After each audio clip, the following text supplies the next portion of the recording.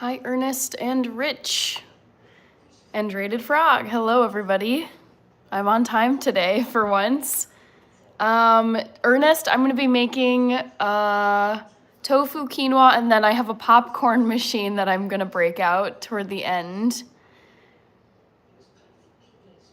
Okay, boom. There's your poll question. I'm so pleased that I'm actually on time today.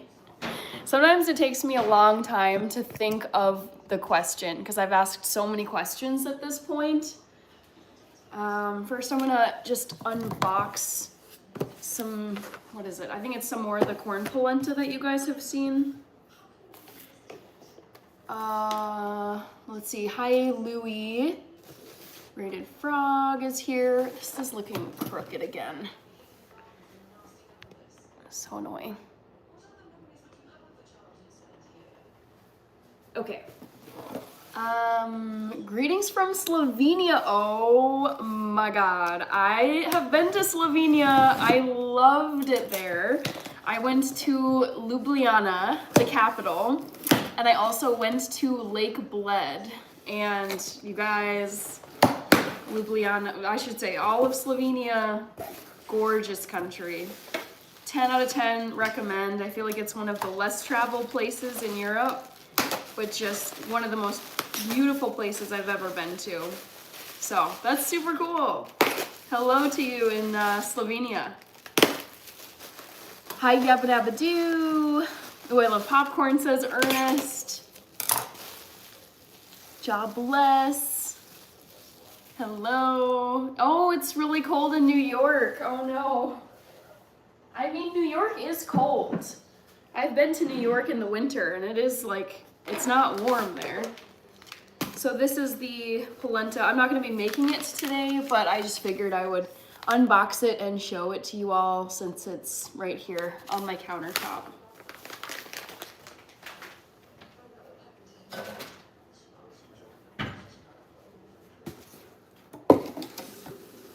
I'm watching the poll results flip-flop between, it looks like knitting and ponies.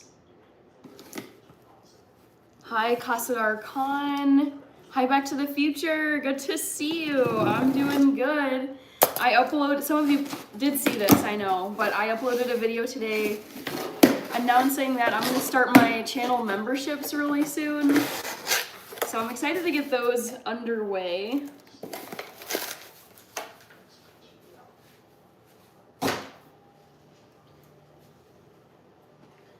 All right, I think I'm gonna do my tofu press first. Ugh. Let's see, Lavender Bear is from Greenland, very cool. Oh, Demi. Interesting, you want me to mention Lana Del Rey. I think she's cool. I read that Lana Del Rey married an alligator tour guide who she met down in Louisiana, which is hilarious. I would never have pictured Lana Del Rey marrying someone like that. But she's cool. Very talented artist.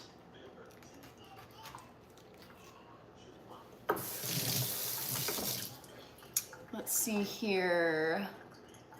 What are you doing? I am gonna be doing several things. So I'm gonna be pressing a block of tofu, which I'm opening up right now. And I've got this tofu press. So I'm gonna just set it in my tofu press for like maybe 20 minutes. It doesn't have to be like totally pressed out. But basically this gets the water out of the tofu block because it's packaged in water. And then after that, I'm gonna make quinoa, and then I'm gonna make popcorn because I have a popcorn machine. I'll show you the box. It's very, this is literally, my parents got this for me when I went to college because they figured I would want to have late night snacks. So yeah, they gave me this popcorn machine and it still works. I mean, I think I used it a couple months ago last and it worked fine. So I'll be using this popcorn machine, but first I just want to get some other stuff knocked out.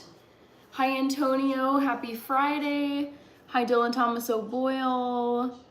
Ooh, it's -6. Oh no. We were in that range a while ago, but now we're actually getting up to almost 40 degrees this weekend. So that's awesome. It's a reprieve because it's been like very viciously cold here. Hi Stitch. Hi Daniel Bruce. But today it's Saturday. For me, I'm still in my Monday. It's Monday night where I'm located. I'm in the middle of the United States Central Time Zone, and it's just after 8 p.m. on Friday for me. So not yet Saturday. Let's get Hannah to 60 likes. We can do it. I'm seeing 67 people in here, so that's exciting. I love seeing that many people. Hi, Frank Garcia. I'm also seeing a lot of people that I don't recognize, which is telling me I'm hoping that YouTube is feeding this to new people. Hi, Ben Watson. Hi, Frank Garcia. And Jesse, I'm doing well. How are you doing, Jesse? Any exciting plans for this weekend? All right, so this is the Tofu D tofu press that I'm gonna be using to press my block of tofu. What are people saying? Hi, James Brace, how are you doing? Out in Bemidji. Has to be a first. Someone from Greenland in the chat. I was thinking that too. I don't remember seeing a person from Greenland ever in my YouTube lives.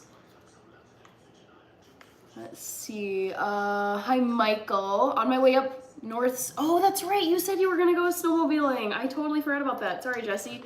That sounds fun. Please stay safe. I feel like there's just always, at least here in Minnesota, there's always some news somewhere where someone just got into a really bad snowmobiling accident because they were going too fast. They ran into some fencing.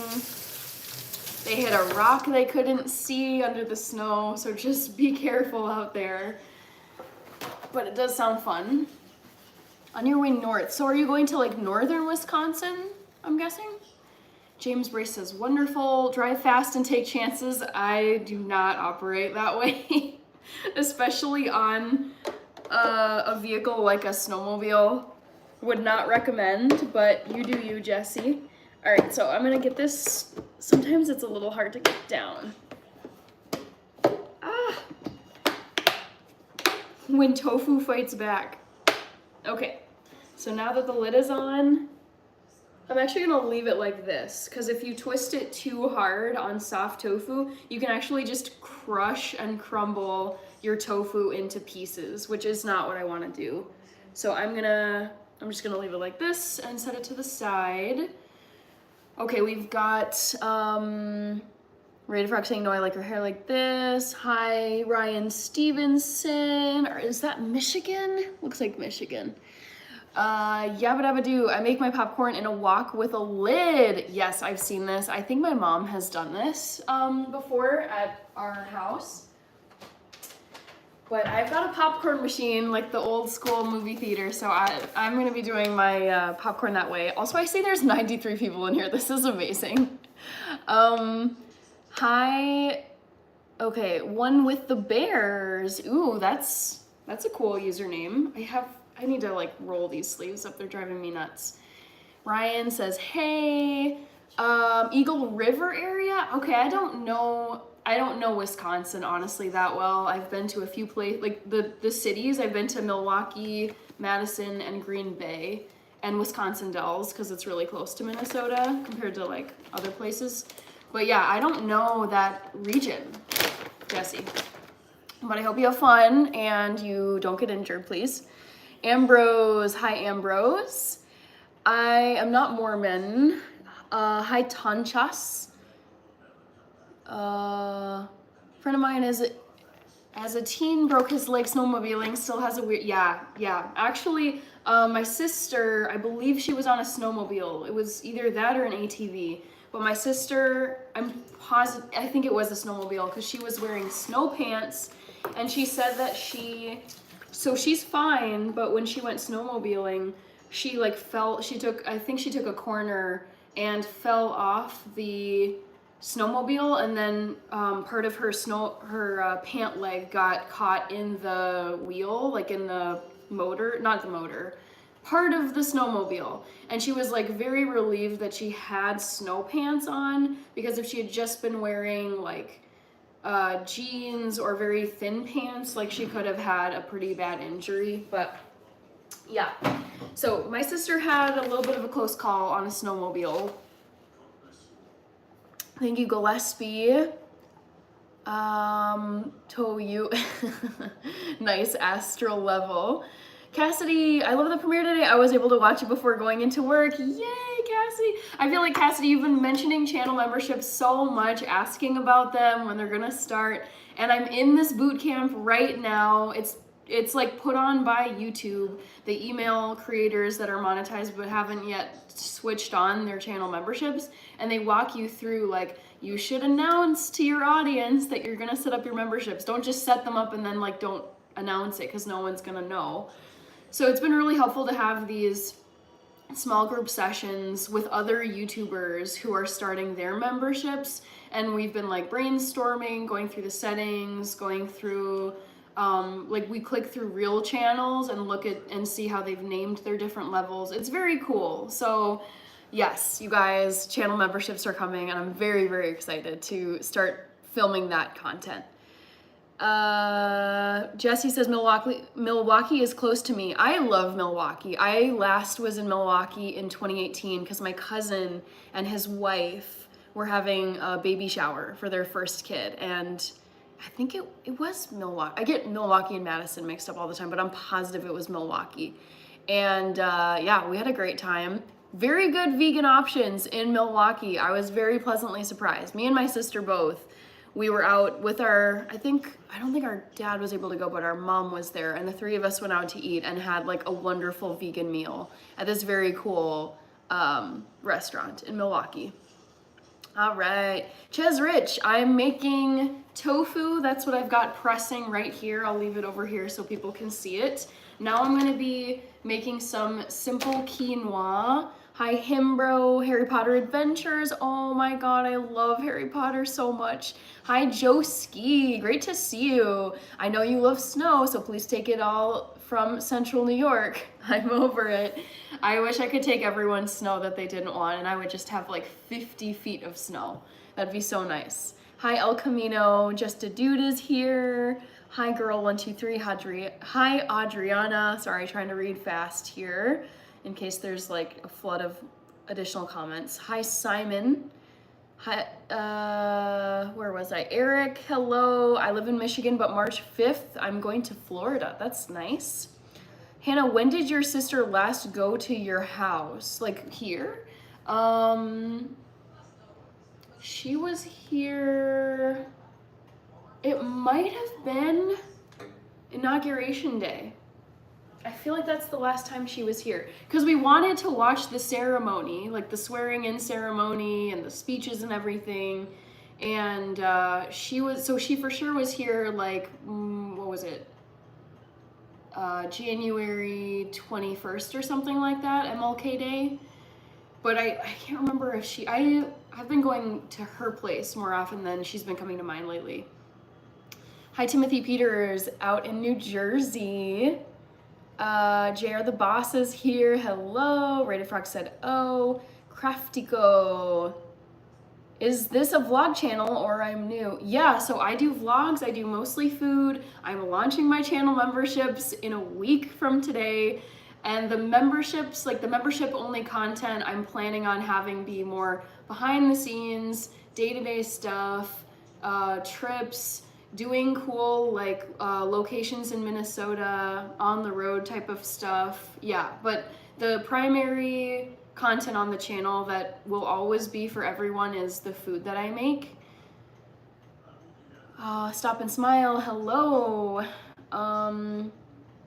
Let's see, what is that pink thing next to you? Vincent, this is a tofu press. So there is a block of tofu in here. I just took it out of the container that I bought it in from my store. And you can see that there is the excess water leaking out of it, or it's being pressed out of the tofu block. So I just like to get some of the excess water out so that it's just not flooding whatever dish I'm trying to make. So I'm pressing this tofu while I make some quinoa, and I'm gonna grab a saucepan for this.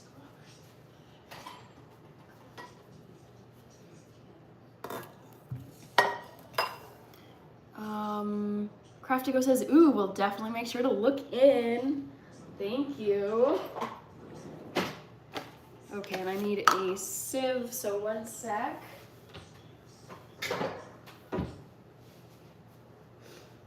So I'm just gonna use this and rinse off quinoa for like a couple minutes.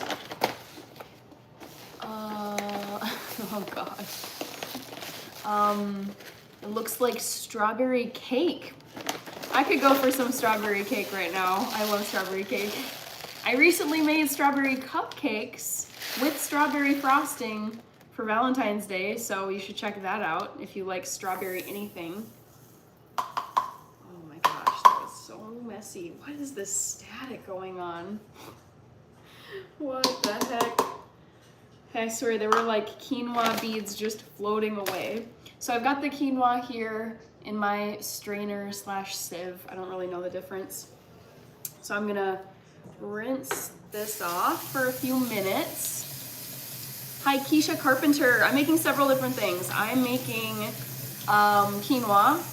I'm making curry tofu scramble. That's what's pressing in this pink thing off to my side. And then I'll be making popcorn after that. Have to start making food myself as well, so this is just what I needed. Amazing, you guys. Like, whatever time of I feel like it's always good to know how to cook for yourself, even if you don't really like it. Also, I'm not saying, who knows what's gonna happen, but I've seen a lot of people talking online about layoffs, getting fired, the economy is not doing good, we could be heading for a recession, and I'm like, this is no fun to think about. Who knows if it will happen? But I feel like also too, when you can cook for yourself and buy things in bulk like this, instead of getting takeout, instead of eating out at restaurants, just like buy from your grocery store, buy in bulk if you can. It's so much cheaper than eating out, and it's just a way to save money. And I feel like I've been just thinking a bit more about saving money where I can, because I mean, it's probably the algorithm feeding me content, but it's not fun to watch people who have filmed themselves getting laid off or getting fired. And it's been like I feel like it's just been a lot of people lately, I've noticed on social media. So we'll see. Hopefully it doesn't happen. Hopefully we'll be fine. But it's always good to be prepared and to have some skills and ways to cut back if you can. Sophia, I saw you. Hello. Hi, Corey. All right, I missed a few comments. Hannah, I've been fasting for 24 hours and I'm here watching you make food. I'm so curious. Like, I really think fasting is admirable. My dad fasts from time to time. I have only done it a few times because of like, I wanted to like participate in Ramadan, because I was twice in two different summers. I was in Muslim countries during Ramadan. So I wanted to like participate in Ramadan for like cultural participation, like just being part of the culture there. And I will say, like, I'm glad I did it, but oof, I respect people who fast. I am freaking miserable. I feel like, no joke, I get lightheaded. I walk into things. I like bump my knees. I just feel like I'm like the Walking Dead when I fast. It's intense. So I definitely struggle when I go without food. But out of curiosity, were you just like doing it for a cleanse or something, or just, I don't know, I'm curious. I like hearing why people do like fasts and cleanses. Shoot, where was I? Rich was saying, welcome Craftico. 4.9, getting very close to definitely make 5K by Monday. Yeah, you guys, I'm getting very close to 5,000 subscribers. I am gonna do a subscriber special. I need to get on this though, because I haven't locked down exactly what I want to do for my 5K subscriber special. I really want to make something. It tends to be dessert stuff that I've done in the past. I don't know, I'm still mulling it over, and I need to get my act together because I know it's coming like soon, in a matter of days probably. What are your thoughts on fish? I'm not a fan of aquatic life, I will say that. Marine biology, not for me. I'm not a fan of sharks, not a fan of stingrays, or maybe dolphins. That's like what my one maybe, and turtles. But fish, not a fan of. I don't eat fish because I'm vegan, but I did really love eating salmon and fish and chips when I wasn't vegan. I do love some firm tofu, says Stop and Smile. Hi, Sophia. Corey is here. Corey, I'm making tofu scramble, quinoa, which I'm currently rinsing right here, and some popcorn later on. Keisha Carpenter says, so delicious. Cassidy Johnson, YouTube has so much opportunity. I'm excited for the future for you. Me too. Like, I've said this before. When you become monetized, you're like, oh, this is so cool. Like, I can make money from YouTube now. And then you realize you're like, oh my God, there's so many ways to make money on here, which is exciting. But it all, I only got monetized 2 months ago. So I'm still like new to certain features, but it's like, oh my God. You can do merch, you can do super chats, super likes, memberships, brand collaborations. I know I'm missing some. Oh, you get ad revenue because there's ads that are now shown on your videos once you're monetized. So it's really cool. I mean, just YouTube, like people say, oh, I'm monetized on YouTube. And in my head, for all these years that I wasn't monetized, but was growing to try to get monetized, I remember thinking, oh, okay, once I'm monetized, I'll just like get a check from YouTube and that's it. And I'm like, oh my God, there's so many layers to the YouTube monetization game, and it's very exciting. I made you laugh a little bit. That's a win for me, says Tino Wool. I don't remember what I was laughing at, but laughing is good for you. I like laughing. I cooked chicken parm. Nice. Astral level. All right, so this quinoa is rinsed. I'm just straining it over my sink. Kevin Curry Gaming said, I can cook a mean grilled cheese. I actually would like to try making a vegan grilled cheese because some sliced vegan cheeses are quite good. I fast every day. I don't eat till about 2 p.m. I feel like that's like very good. I've heard from like people who have studied longevity that a lot of older folks who get asked like, how did you live so long? How are you this healthy? A lot of them are like, I skip breakfast. I really don't eat until lunchtime or later. Emmanuel Tekle is here. Hi, Emmanuel. Hi, Jadine. NC, yes, I'm back with the sweet flannel. Indeed, I'm very cold, so I throw this on all the time. They don't want to go back to the office. What's wrong with that? I must have missed something. Maybe I didn't. Corey says this is my favorite cooking live stream. I appreciate it. So I'm getting the quinoa now in the saucepan. Someone was saying they want to go back to the office. I mean, whatever. It's up to the employer. Like if you're an employee, you don't really get a say in whether, like how you get to work. It's at the employer's discretion. So I don't know. I'm an employee, so I have to do what my employer says. All right. Who wants to work from an office? No one. Some people actually do. So, great example, my 9-to-5 job.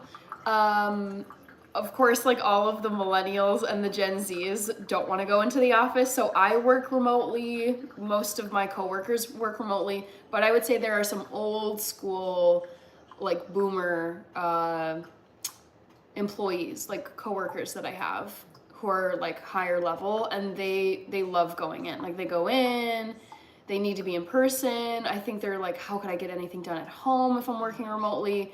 But to me, I'm like, dude, the time saving alone is massive when you work remotely. I personally love it. I like to work like in a quiet, more secluded space because otherwise I just end up talking a lot to people. I feel like I get distracted very easily. But I'm with you there. I do not want to go into the office. I do not like working from an office when I can just work either at a coffee shop or at home. And so far, I'm still fully remote. I would love for it to stay that way. There is an office though, so it is nice to go in once in a while and just see people in person. But the daily commute is just hell. I do not like it. When you fast, it makes you feel a lot better until you start getting headaches. Yeah, seriously, Rated Frog. It's not fun. For me, I really hate it. But it's good for you. I've read so many things that celebrate the good effects of fasting intermittently. Yeah, just to give my liver a break, I do it 2 times a week. That's impressive. Nice. Make 5,000 cookies for 5,000 subs. That would take me so long to film that all in an episode. Cuttlefish aren't cute. I'd have to Google a cuttlefish. Is that what like Ariel had in The Little Mermaid? Was flounder a cuttlefish? I'm forgetting, but I don't know. I'd have to Google that one. Sliding edge. Hold up, what kind of cookies? Haven't decided. I do like pineapple. I love this. Aubrey is asking the real question. Are you a vegan Karen or just a vegan? I'm definitely not a vegan Karen because in my head I'm thinking that's like the very like aggressive, like, sir, this is not vegan. You forgot to do. And I'm like, no, I'm pretty chill with veganism. I'm not vegan 100% of the time. Most of the people in my life are omnivores. I'm very much pro hunting, pro animal husbandry. Raise them well. One bad day, harvest day for the animal is like the ideal for me. But yeah, I would say I'm a pretty chill vegan. I do not care what other people do with their diet. Hi, YMCYBF. Keisha Carpenter saying my mouth is watering already. I should get a move on though. So I'm gonna grab garlic powder, salt, pepper, and olive oil just to assemble in here, and then I'll start cooking it on my stove top. And I'll show you each of these things. All right. So I just eyeball it at this point. I'm like, whatever. That's the beauty of cooking. It's a little more, not improvisational, but it's more, you can kind of like eyeball things rather than having to use measuring spoons. I remember my student meals, baked beans, toast, and beer. That's funny. My name is Hannah too. Hi, Great Taylor or something. You can call me Great. Randall says, I love zucchini boats. What are zucchini boats? Tell me more. They sound delicious, actually. I'm gonna need some more water. Oh, I remember the person who's got the Korean name. Sorry, I don't remember what it is in English, but good to see you. Hi, Boo Boo. Michael is saying it's warm in Montana. Snow is melting. Ours has been melting too here. I'm actually pretty sad about it because I love the snow, and we didn't really have like a ton of snow in terms of volume. Hi, Asya, welcome back. Thanks, Kevin. Thank you, Asya. You guys are so sweet. I do not think sports are dumb. Gen Z Huge L. I like Gen Z. I have come around to the Gen Zs. So I'm a millennial, born in 1993, so lower end of the millennials. And at first I was like, man, these kids are like so in their feelings. They're like holding their first iPhone at age 2. I was like, I don't know about this. But they kind of cracked me up. I I love the realness of the Gen Zs. Like, they really don't care for like pretense and fake BS. Yeah, I appreciate that a lot. Actually, it was a very interesting experience because I was in grad school. I'm trying to think what age I would have been. I was in graduate school between the ages of 27 and 29. And I was on campus with undergrads. So it's like I'm there as a 27-year-old and I'm there with like freshmen, young college kids who are 18 through 21, 22. And I was just like looking at them, like their styles, how they were talking, their phones, and I was like, dude, this is so different from what my college experience was like. We did not dress like this, we did not talk like this, we did not have this technology, but I don't know, I think Gen Zs are pretty cool. Kevin Curry Gaming says, right. All right. I am behind in this chat. I apologize. Guys, going to work out. Be cool, my dear. Sounds good, Ambrose. Flounder was a flounder, silly in The Little Mermaid. Oh, you know what I was getting? Okay, cuttlefish. And isn't the bird that Ariel is friends with named Scuttle? I think that's where the wires were getting crossed in my brain. I'm an everything eater, so you're an omnivore. She's not a Karen, she's one of the nicest people. You guys, I would be so disappointed in myself if someone told me I was being a Karen. I'd be like, dang, I've really become this person that I never wanted to be. I would be so embarrassed. Cause some of these Karen videos are like, they're so bad. They're so embarrassing.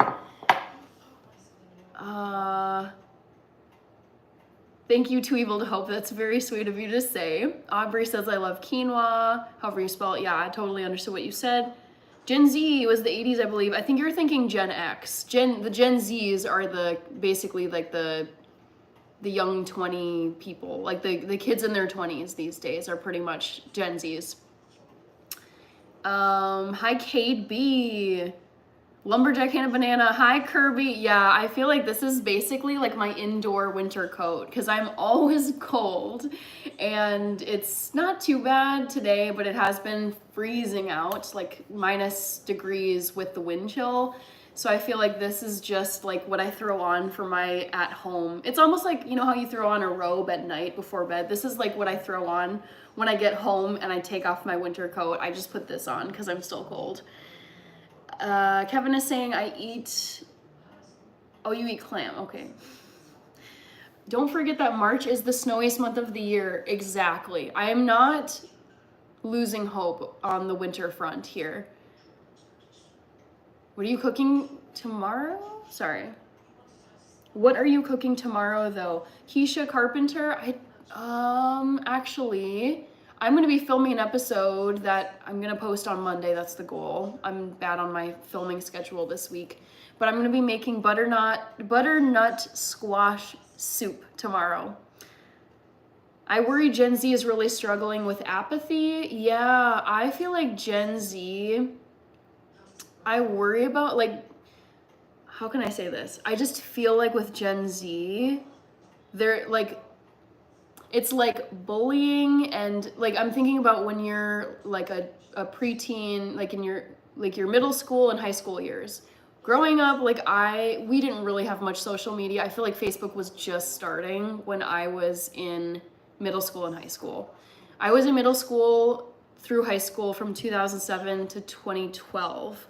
And it's just, there was still, there's drama, there's bullies, there's mean people. I had a good time, but there were still like nasty people for sure. Cliques, people making fun of clothes. I don't know. It's like a judgy time of your life, I think, or it can be a negative time.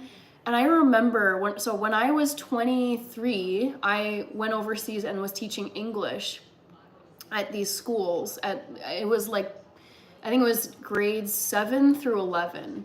And I was so, this sounds so bad, but as a 23-year-old, I was so intimidated by these freshmen, especially the freshman girls that I was teaching, because I was like, you guys all look like supermodels. Like, your hair is perfect, your nails are perfect, your accessories. It's like, I feel like social media has made everyone so much more aware of how they look on camera and their lighting and their hair and their clothes and their makeup and everything. And I was just like, oh my God, like compared to you guys, like my generation, we did not look anywhere near this on point, like in terms of our makeup and our hair. Like we tried to look cute, but like it's a whole different beast these days. It's insane. Very like, you're just like, wow, this is so different from my experience at that age. Rich is saying snow won't be melting here anytime soon. I'm very jealous of you up there. OJ Hoops is back. Gen Z are so mentally messed up. I don't think all of them are. I mean, I think, I don't know. I think actually, to be fair, I think that there's a lot of boomers. There's a lot of people who are way, way older and they were not allowed to speak out on things. They weren't allowed to discuss toxic relationships. They weren't allowed to talk about finance because it's taboo. They weren't allowed to talk about mental health because you're being seen as weak. So I think there's actually like a lot of stuff that older generations have had to keep like hidden because it was like a stigma to talk about. And I really respect that the younger generations are like we can just talk about mental health like openly. Like there's no need to feel stigmatized. So I wouldn't completely like dig the Gen Zs about being mentally messed up because I think that can be true of other generations too. Sounds good, Keisha. Have a good rest. Have a good night. Yes, of course, chicken. How could I forget when you always ask if I remember you? Hi, the mustard. Aloha. The excessive amount of comfort, convenience, and complexity is having a deleterious effect on the general population. I kind of think this is true. Too evil to hope. I actually worry, like if you guys remember that Disney Pixar movie, WALL-E, which is like a futuristic movie and basically humans are just these really overweight blobs that can just like motor around and have all their digital devices do everything for them, and they've kind of become, I think of them, I refer to them as like WALL-E people from that movie, and I was like, I worry that we're becoming WALL-E people because we can drive everywhere, we can have things delivered to us, we can have, I don't know, all these conveniences, and we don't have to like work as hard because of tech. Hi, Shogun Flame. Invictus is back. Why are we talking about Gen Z? I forget how they came up, but we're just talking about Gen Z, or we were. Minus weather couldn't be me. Yeah, Kirby, I don't think you would enjoy.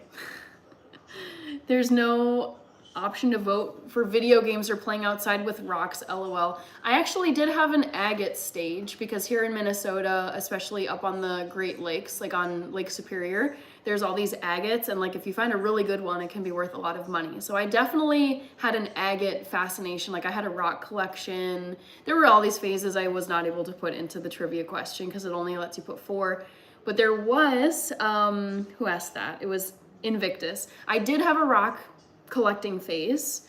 I was not allowed to play any of like the really fun video games. I couldn't play any shooter game. Not saying that those are fun, but I feel like in my kid brain, I was like, oh my God, those are like the most exciting and the most like, whoa, biggest shock value. So the coolest game I was allowed to play video game was FIFA, which was still fun because I grew up playing soccer. I love soccer, but I wanted to play Grand Theft Auto, Call of Duty, Halo, Red Dead Redemption, Resident Evil. Like there were all these really cool games.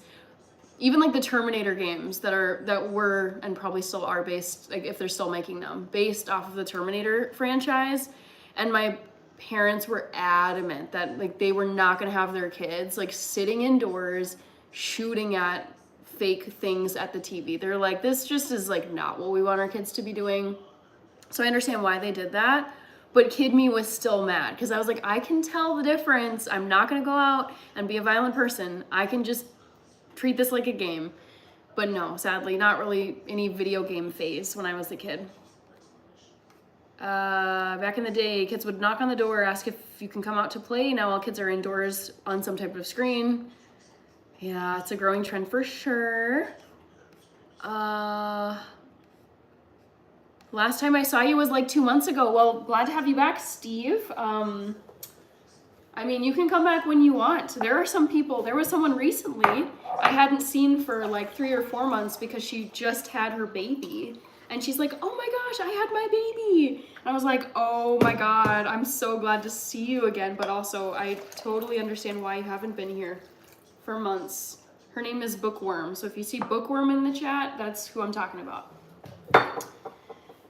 Team Millennial, yeah, I was thinking this today. Okay, this should be a good topic of conversation.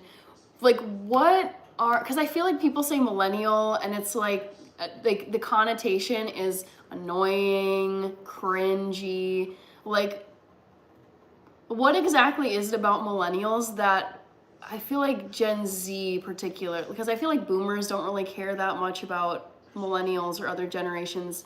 Gen X, I don't know, but I feel like it seems like people think millennials are annoying. And I want to know exactly like what it is about millennials that people find so annoying. Because I don't think, obviously I'm biased, I am a millennial, but I can't see what is so annoying, if I'm even right about us seeming annoying. I am vegan, Lil Mac, you are correct. Hi, Red Hunter. All right, guys, I'm gonna just wipe off the bottom of this. And so I just put the 2 cups of water in here, and there's also olive oil, salt, pepper, garlic powder. So I'm just gonna set this on my stove. I'll let it boil, and then once it's boiling, I'll reduce the heat, let it simmer for, I think, is it 10 or 15? I think it's 15. And then put a lid on it and just let it cool down.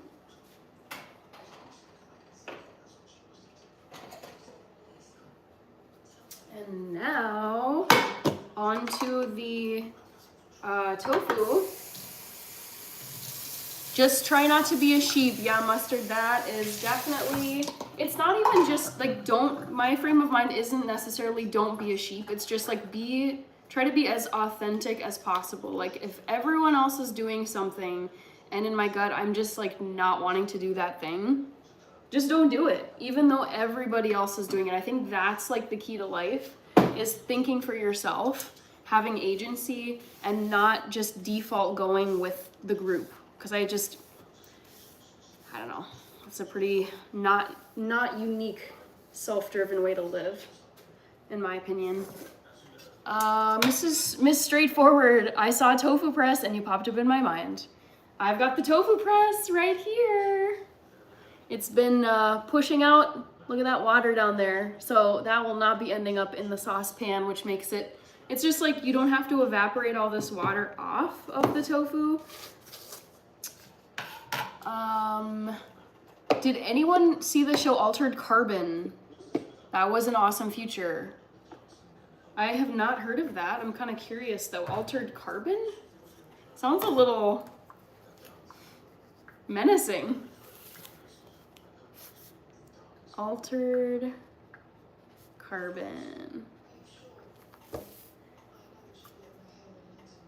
Grand Theft Auto 6 is coming out soon. Very nice. I feel like this is where I should get a Twitch account. I wouldn't stream on Twitch, but I would like to watch people playing video games, because I like to read about video games that are coming out.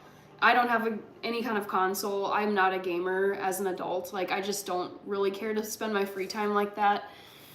But I am interested in just knowing what video games are out there and new games, whatever. So, yeah, I find it really fun to watch video games, like other people playing them. Bye, chicken. Have a good night. Thank you for stopping.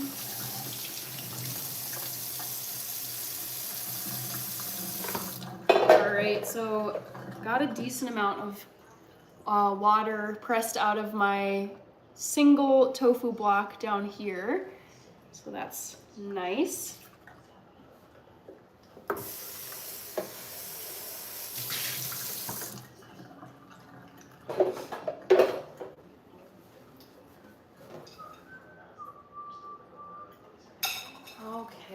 So now let's get the spices on here. In my area, it's school uniforms and no makeup. That includes the boys. Yeah, that sounds like a lot of private schools that I know of here in the area. They're more like, wear your uniform, you have to conform with whatever the dress code is. Yeah, which I understand. If it's a private school, like I think they've got a lot more control over what they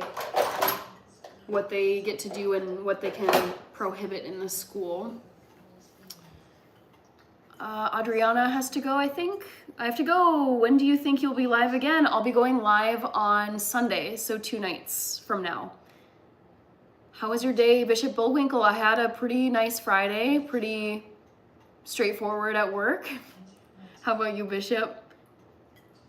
It's their obsession with trying to catch every damn Pokemon. Yeah, oh my God, I remember when people were getting injured from like Pokemon Go. Discipline, commitment, accountability, assertiveness, those lack in Gen Z and even more in Gen X? Do you mean Gen X? Like the people born in the 80s? Comments, sorry. Bill and Killen Harriet the Spy. I loved Harriet the Spy. Hi, FLS 360. Craftico says, OMG, since I got a new iPhone, I got the live viewing ability, meaning I can now watch lives for the first time, and hell. Oh no. Just scrolled a bit and saw so much. I see what you're saying. Okay. Good night, Craftico. Fun chatting with you. So Invictus is saying, millennials are in the sweet spot of age. In my opinion, we didn't have cell phones or social media. Then one day MySpace and the Nokia phone popped up. I love being a millennial. I freaking love it because I agree with you. When I think back on ages, like I can remember as far back as maybe like 4 or 5. When I think of just like from earliest childhood, I can remember all the way through high school, it's like there really wasn't that much like modern technology. Like there were like the brick phones, I forget what they're even called. I remember having like an iPod Nano, and that was like, you could like scroll on the dial and you had like your earbud, like your corded headphones. But I feel like we got to experience what life was kind of like before modern tech, and then we grew up with all the versions of like the iPod Nano. I remember I think I had an iPod mini and an iPod Nano, but there was an iPod mini, Nano, iPod Shuffle, and then I think they just went away with smartphones and Spotify and iTunes Music and YouTube. So it's like, I remember by the end of high school, actually I think all of high school, I had different laptops for like doing my writing. And then obviously from there on out, it was like always had laptops. So I kind of like the fact that I feel like social media did not infiltrate our childhood and teenage years that much. It was there, but it wasn't as intense and high def and like I feel like it's just everywhere these days. So I feel like, yeah, millennials kind of got the best of both, in my opinion. Invictus, I agree. We are the generation that cracked it all open, the division line of old age and new age. Yeah, it's so cool. It's like, I think of all the versions of technology that I grew up with. Like my first phone that I had in 7th grade in 2007 was a Motorola Razr flip phone, and I had to do T9 texting where you hit a number like 3 times to get the O and twice to get the T, like that. It's just tedious texting. So it's like we got to like grow through all of the clunky technology as it got better and better and better and better. So that part I loved, because when I was a kid, I had a CD Walkman. Like I would play CDs, and then I had like a headset that you would plug into it. And then eventually it was the iPod and the iPod Nano, and it was the flip phones, and then eventually moved to like the basically like the tablet rectangular flat phone that doesn't flip, that doesn't have T9 texting. You can just type a keyboard. So cool. Yeah, so I'm glad that we got to taste basically both. Like, we grew up with technology. Thank you, Craftico. Adriana, I don't think I will be here then, so bye, but subbed, so I will get a notification when you do. Thank you, Adriana. I appreciate you. Hannah, your memory is incredible, especially remembering that random Yappuccino comment the other night. Oh my god, yeah, that was Tav Tob. Yeah, I do have a good memory. What helps me a lot is a unique name. I feel like everyone's name though is pretty unique. And then like I'm very visual, so I can remember I can remember faces almost perfectly. And any photo in someone's user profile picture, like I remember the guy, it's a guy in the photo, so I'm assuming the user is a guy. The guy who like roasted me with the Yappuccino comment. Though it's like things that are really funny and really mean. Those are like on the permanent hard drive of my brain. Like I will not forget those. But overall, I think I do have a pretty good memory. Mike Dizzle, go to Queens Boulevard and say, I am Queens Boulevard? I don't think I'm gonna say that. I am getting toasty in here, so I gotta ditch this so I'm not sweating up a storm. I'm just gonna throw this over here. All right, so I had a pretend to fly everywhere with bug wings phase. Bees especially, that's cute. Hell yeah, millennial gang. I love being a millennial. I really don't think we're that annoying. I really don't. I've seen the phrase of like millennial gray and chuggy, like with the Ugg boots, and it's like the overly cutesy, like the classic. I feel like classic millennial would be like a mug that's like this, and it would say live, laugh, love on it, or just, you know, those like wooden painted signs that you see at like every craft fair where it's like, I don't know, it's wine o'clock, that kind of stuff. I think the Gen Zs just are like, okay, that's like not that clever and kind of cringe. But I'm like, that's not that bad. Like, what's wrong with trying to be cute and trendy? Like, y'all are too, so don't come at us. Austin Pollard says, I had a CD player and a little black MP3 player. Yes, oh my god, yep. Oh my gosh, do any of you millennials here, and also like Gen X's if you're here, do you remember hit clips? They were these little tiny squares, and it was one song on each of these square drives, and you would push it into the little player. And then I remember you would have to plug in you would have to like listen with your, whatever they're called, not AirPods, corded earbuds.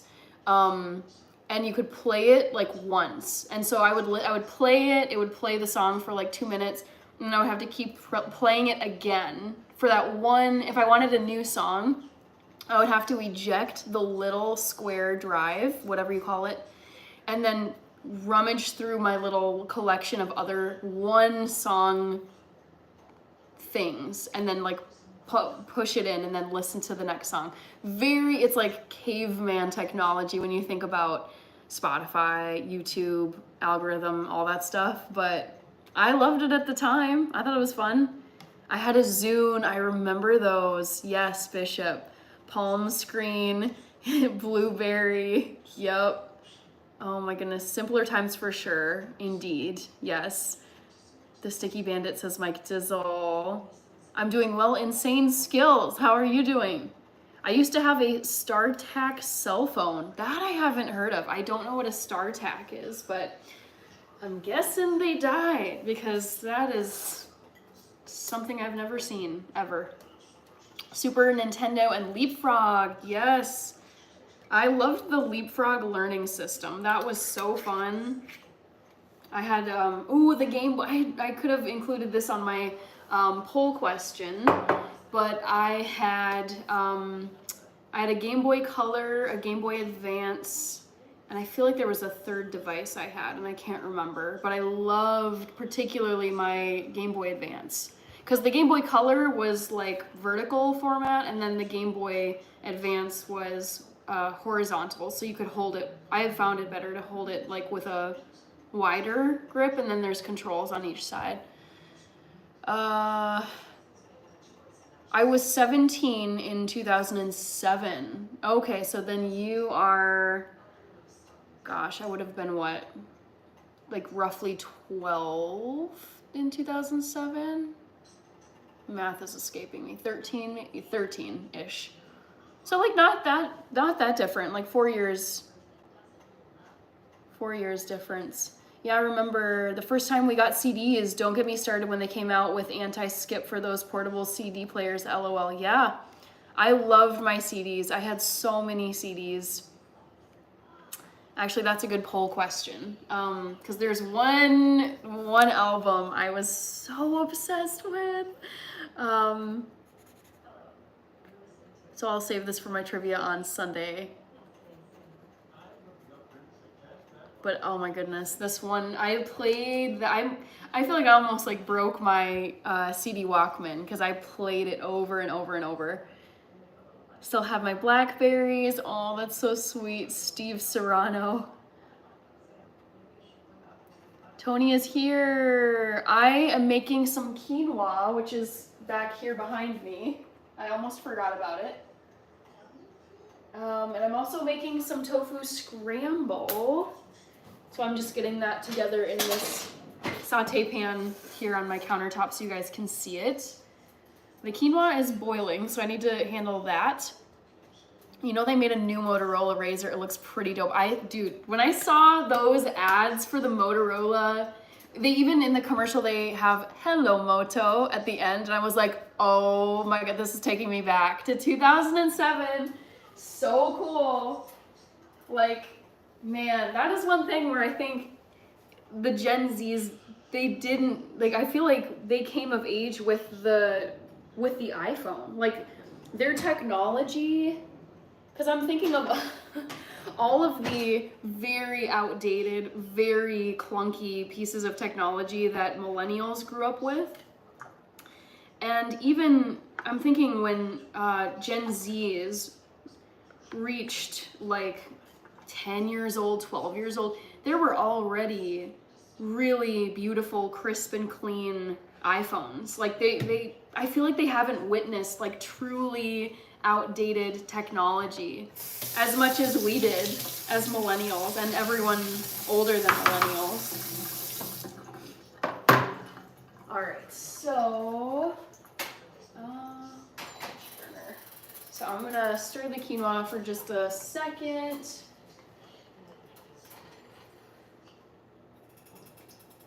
One second.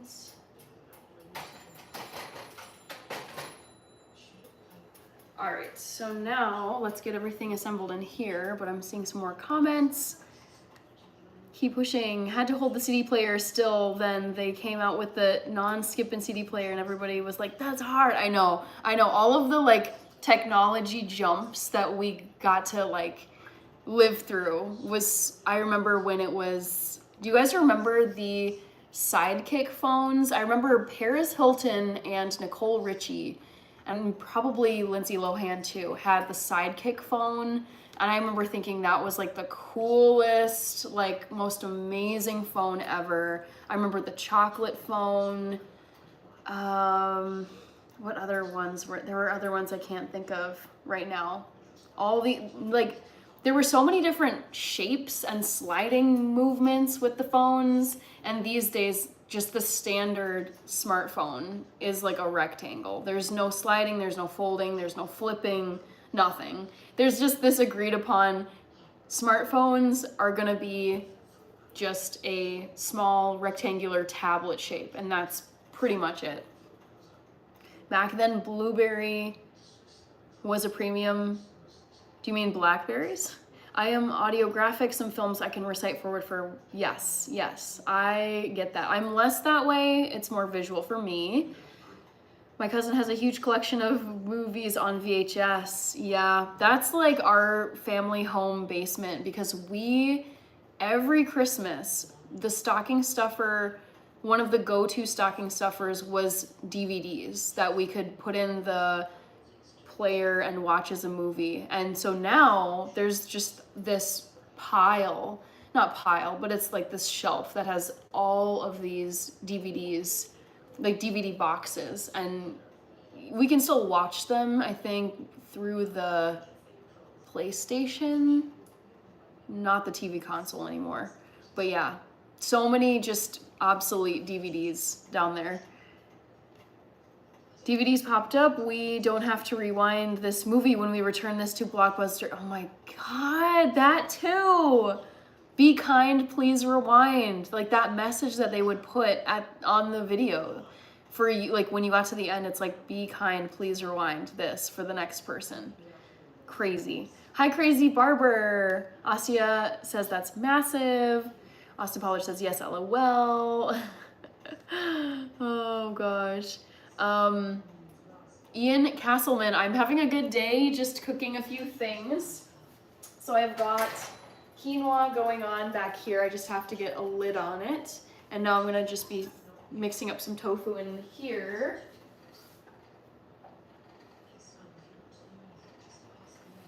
So, one sec. Timer. All right, so that's done. The quinoa is just gonna be cooking for 13 minutes. We've got a Nintendo that's massive, Game Boy DS, Leapfrog is old school, I know. Hi, William Paul, good to see you. I remember the little Britney Spears one, LOL, same, Austin Pollard. Yeah, if you're talking about the hit clips, I had a Christina Aguilera track, I had Britney Spears, I probably had Beyonce, and then there was whoever, it was like that song that's like do-a-diddy-diddy-dum-diddy-do. I don't know why I had that one. That was kind of like a, did they just throw this in here for like a bonus freebie? That sucks. But that one I distinctly remember listening to. Alamo Lone Wolf, hello. I still have my Blockbuster membership card. Wow, I love that. Crazy Sick Wine says, hello, thank you for the lovely content. You're welcome, Crazy Sick Wine. I love being on here. I love chatting with all of you. It's so fun. I've got a popcorn machine sitting over there. I'm gonna make popcorn once I'm all done with this tofu. So if you guys have time, stick around and you can see my popcorn machine in action. It's almost a decade old at this point. I didn't get it at the beginning of college. I think I got it somewhere midway, which was pretty much like 2014, 2015. So it's going on 10 years and so far so good. We'll see what happens. All right, the crazy ones, haha. God bless. I remember taking my Walkman CD player on runs. It seems so ridiculous now, I know. Can you imagine having like a big old CD player in your hand, or having to like tuck it in a pocket or your jacket zipper thing? I don't know. It just seems so clunky and unpleasant compared to how people work out now with like just their AirPods and their iPhone in an armband. Kirby says, I love this conversation. The OGs are coming out. I know, this is so fun. I love it too. My sister was showing me some stuff she saw on Instagram and it was like, do you remember these products? Like 90s kids will remember these products. And I was like, man, yes, I remember those. It feels like a lost world. Like it's just, because the world we live in now is so sleek, modern, fast, high tech. It's crazy to imagine that those were the cutting edge pieces of technology back in the day. I am Queens Boulevard, says Mike Dizzle. Don't judge me for wearing a 7-foot scarf, says Bill and Dylan. Hi, Chloe. Yes, I do remember you. I feel like time doesn't count as it was before the pandemic. Ahmad Al-Zabir, I feel exactly the same way. It's very frustrating because since COVID, which was 5 years ago now, it just feels like time is going so much faster than it did before, and I don't like it. I I want time to feel like it's going slow. And my only kind of semi-solution to this is to maybe cut down a tiny bit on sleep, even though I love getting tons of sleep. But I can sleep for like 9, 10, 11, 12 hours if I want to. I just sleep a ton, and I love sleeping. And I feel great when I get a full night of sleep. So if I, like today, sleeping last night into today, I only got like about 6. I'm doing okay, but I can definitely feel it in my eyes. Like they're a bit dry and they just feel tired. So I'm like, is it worth being awake for more hours if you're way more tired during those hours, versus it just feels like there's no way for me to make a shortcut. Also, I don't think I put garlic powder on this, but all to say, I've just been trying to think of ways to make time feel like it's not going as fast, because it's bothering me a lot. The square chip one on a keychain. Oh, funny. Hi, Tommy Brown Jr. My favorite phone was the Nextel Chirp. Never heard of that, Bishop Winkle. Hi, Marshmallow Man. I still have an ancient Nokia. Yabba dabba do. That is a testament to Nokia. I've heard people say you could punt a Nokia off of Pride Rock and that thing would work perfectly whenever you found it in the gorge or wherever it fell. Born in the 80s, I kind of miss life before the internet. See, that's something I never got to experience adulthood before the internet. So that's something I'll never know, but it's really interesting to hear my parents talk about stories. Like they'll be like, oh yeah, like I was out with so-and-so, and you have to remember, we didn't have cell phones, we couldn't text anybody, you had to do pay phones, or you had to do this and that, and I'm like, man, I can't imagine a world where you couldn't text or call someone in a second. Lemon Jelly says, do you know Tommy Innit? Oh, I know what you're talking about. I had a Britney Spears. Okay, that was the Hit Clips comment, one of them. Yeah, but you are a legend. That's incredible. Yeah, the Nokia. I want to be born in 10th century. Again, I don't like internet life. I would not go back to medieval times. Those times were horrible for humans. No way. I'm very, very grateful. I don't think I would want to have been born at any different time, because I've thought, like, man, for most of human history, people were super poor, super dirty. They didn't live long. There was war, plague, no medicine, bad hygiene, violence. Like, most people couldn't read or write for most of history. Like, peasant, you're just working without rest. Just miserable existence. So I am very, very happy that I am a human being born at the dawn of the 21st century, in the United States. I'm like, this has never been an easier time or a more comfortable time to be a human when you think about just the horrific conditions that humans had to live in for thousands of years. So I will take this life over any previous life I could have had. Aditya, I'm doing both. I'm chatting, I'm yapping, and I'm making food. Kirby says both. Indeed, yes. I want to be 7 again. I think I would go back to college. I don't think I would go back before that, because there's not really anything like, high school was fun, but it was so freaking hard. Like, so much work, so brutal, way easier than college.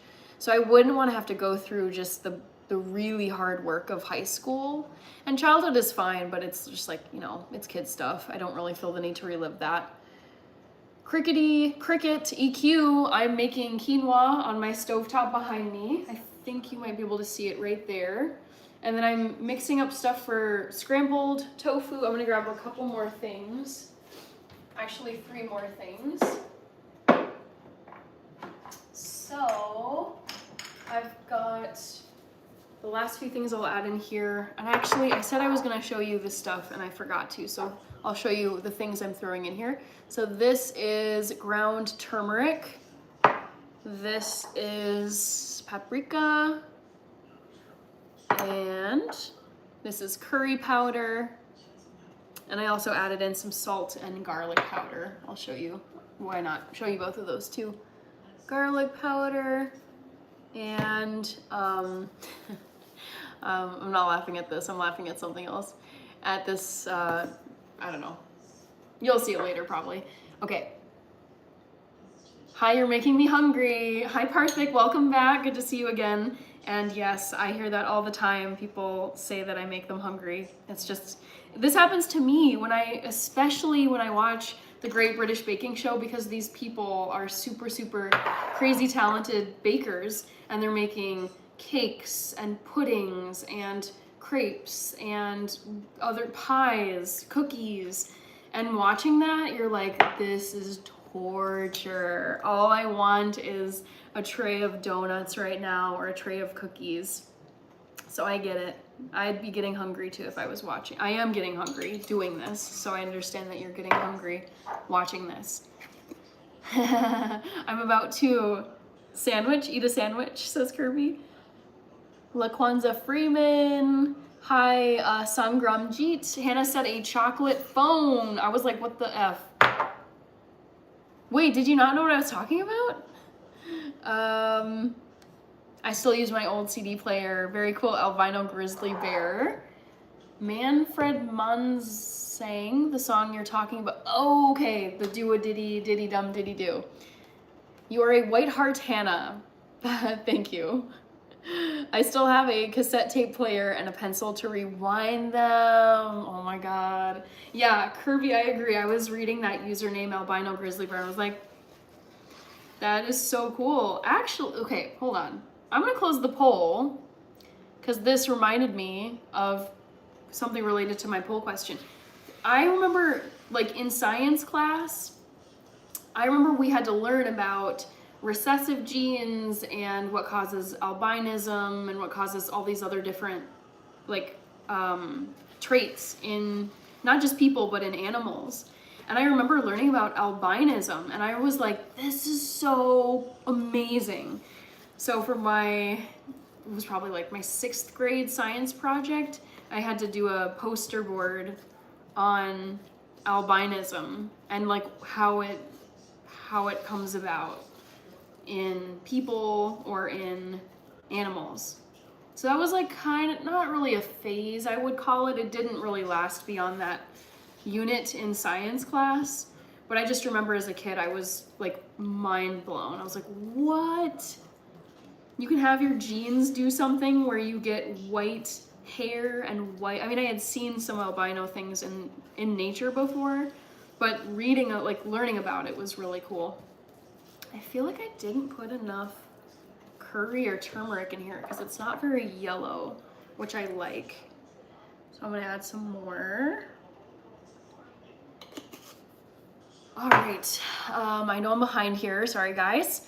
Thanks Kirby, it's my spirit animal. That's so cool, albino grizzly bear. We had the best childhood in the 90s, you guys. I'm so grateful for the time I was born, where I was born, the parents I got. I mean, that's really just like, it's such a crapshoot. I feel like you can get really invested parents, really just, you know, stable home, loving, caring parents, but some kids don't get that. And my parents were 100% all in, all hands on deck. Like they were not messing around.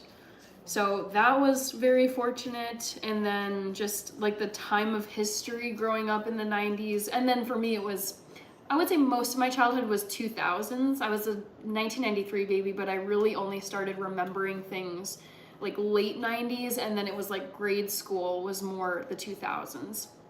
Like for example, I started, like my kindergarten year was 1999 through 2000. Okay, that's the quinoa. Yeah, okay, poll, thank you, Rated Frog. I always forget that, my bad. Hi, Lynn Deer, welcome back.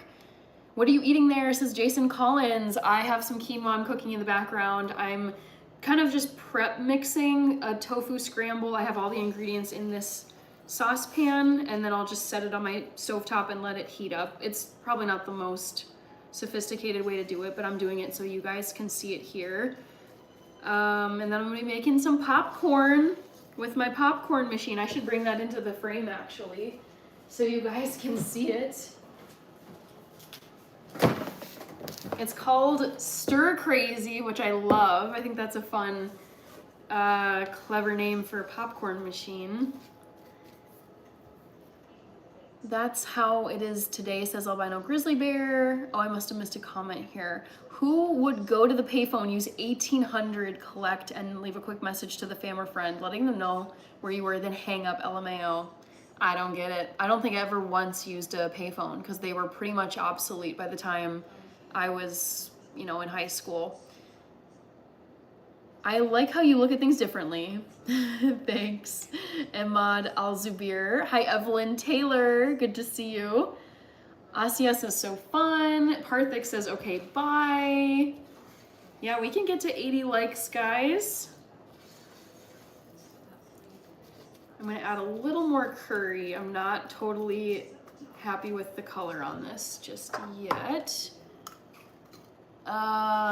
Damien is here. Hi, Damien. Okay, guys, trivia time, and I'll keep saying it. Oh shoot, this is not the curry. This is the turmeric. For those of you who are new or you didn't hear me announce it in the past, because there are a lot of drive-by viewers on YouTube Live, and I noticed that every trivia question I did, like, perfect example again, I put Hot Wheels first in the list, and people just, I think they quickly vote and then move on, they scroll on. So they just pick the first thing they see. So the first option in the polls is never the right answer. I find it so annoying. I don't know, I'm like, okay, that's not a lot of thought, it's just automatic. So to counteract that, I never put the correct answer to the poll first. So it will never be the first option you see, which means that for the 32% of you who voted Hot Wheels, you are incorrect because that was listed first. Then, okay, so that means I did have a Hot Wheels phase when I was a kid. Then 25% think I didn't have a spy/secret agent phase. I definitely did. I wanted to be Carmen Sandiego / there were all these like spy. Oh, Inspector Gadget. I watched that cartoon. I'm missing some. Oh, sure, kind of Sherlock Holmes. I read the Nancy Drew mystery book. She wasn't really a spy. She was more of like an investigator, but still was kind of that like sleuthing things out. So I definitely had a spy phase. And I did, wow, okay, this is a good tricky question because 23% of you guessed that I didn't have a knitting phase. I did have a knitting phase. I was in knitting club in school. I know that sounds pretty lame. It was very fun. I would knit mostly scarves. I think I made a few pot holders as well. So the one phase I did not have that I listed here was a pony phase. I thought ponies were like fine.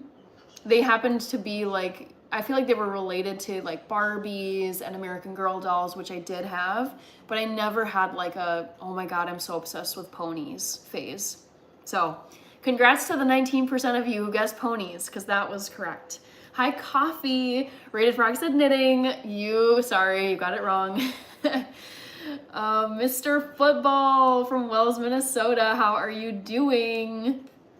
Lieutenant Dan Ice Cream, says Mike Dizzle. Welcome back, Mr. Football. Yeah, Coffee is always so welcoming and enthusiastic. Thank you, Elijah.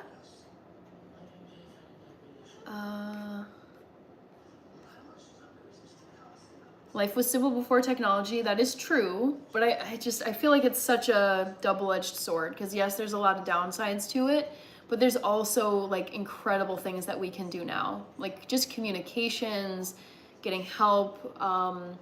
AI is like I feel like it's a subset of the whole technology discussion, but I love using AI to just accomplish tasks where it's like, I have these 6 tasks that I need to get done today. What might be the most time efficient way to get all these things done? And then it'll just be like boom, boom, boom, boom, boom, boom, boom. Do this, do this, do this, then do this. I love it. Saving some brain energy. Stir Crazy, that was all of us watching KL halftime show. Oh God, this needs to be laid to rest in a coffin 12 feet underground. I hated this halftime show. I hated it. Hi Boki. I said knitting. Oh man, I think, yeah, well, most of you would have gotten it wrong because only 19% got it right. Okay, so this is looking broken down and seasoned. The color is, I try to get it pretty close to an egg color just because I don't mind my vegan food resembling non-vegan food because I grew up not vegan until age 18. So technically at this point, most of my life I have not been vegan, but I am approaching the half and half point. When I turn 36, it'll officially be half of my life is vegan, half of it was not. So this is what the scramble is looking like. This is cold, obviously, so I'm just gonna heat this up on my stove top.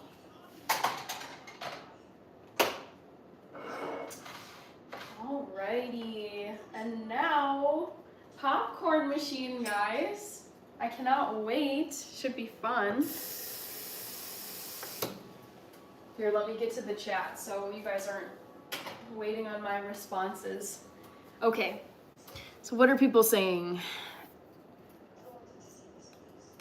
Lenny Abhi, I'm doing well. How are you doing? Knitting Club LOL, I know. Not the coolest crew, but whatever. I don't care. Bishop Bullwinkle got it right. Congratulations. Yeah, for a while at the beginning, like the very beginning of this live stream, I was seeing ponies as the most common answer. I was like, oh dang, people are really zoning in on the right answer. Knitting Club for the win, right? Well, when you live in a state like Minnesota and you're freezing half of the year, knitting is a good skill. Like you don't have to go out and buy stuff. Yes, you do have to, I should rewind. You do have to go out and buy knitting needles and yarn and whatever else you need. Scissors maybe. But I think it's like fun and it's probably not as expensive as, it's more time consuming, but just not as expensive as buying a bunch of knitted stuff. Let's see.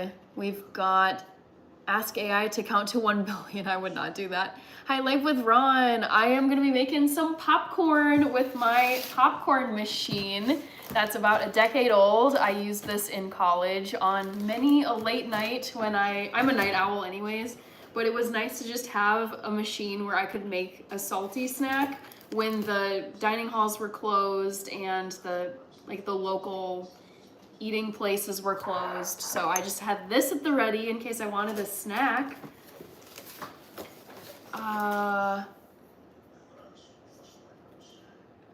Let's see. All right, lots of spamming. Coffee is emojiing an egg. Feeding the AI machine. I know.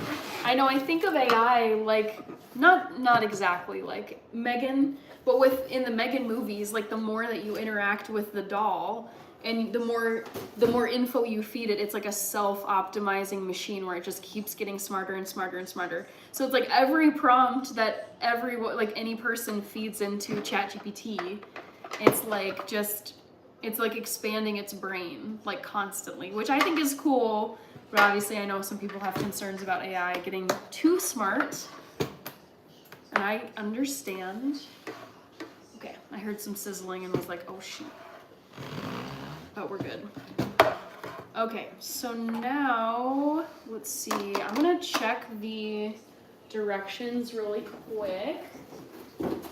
But yeah, this is what the popcorn machine looks like. Sadly, one of the handles, I don't know what happened. It was probably when I was packing up to move away from college or somewhere in the packing process, this box probably fell. I don't even know where the other handle went, but it is damaged on this side. But for the most part, it still works. You don't need the handle. It's just a bit awkward. And then this is the lid that you put onto it when the kernels are heating up and popping. So let's see how this works. I haven't used this in a few months now. Hannah and Rachel and TT the cat is #1. Thank you. All right, I'm gonna stir my tofu for just a few seconds and I'll be back. It's looking beautiful.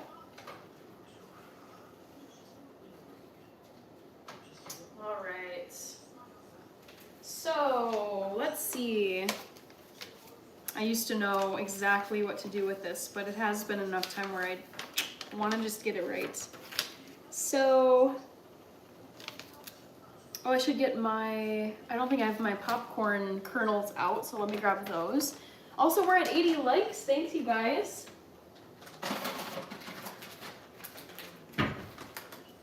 I just ordered, I think I get these from Target or Amazon, one of the two. Let's see what people are saying. Popcorn and Flavacol seasoning. I don't know what that is. I tend to season my popcorn with this iodized salt and this garlic powder because I do love the flavor of garlic. Rated Frog says, LOL, popcorn reminds me of my ex. She literally made it every day because her family had a popcorn maker. It's so fun. It's so fun. And the thing is, when I was a senior in college, I was an RA. And I was like, this is perfect because if I want to have a study break or just like a get together with friends or like the freshmen who I'm an RA for, I can just pop a bunch of popcorn and have them grab some. So it's honestly really fun. Okay, I just need to figure out how much I should use. Okay, 2 tablespoons of oil. I'm just gonna use my olive oil because that's what I got here. And then, let's see, I think I'm gonna do 2/3 of a cup of these kernels right here. So, oh my God. Let's see how this goes.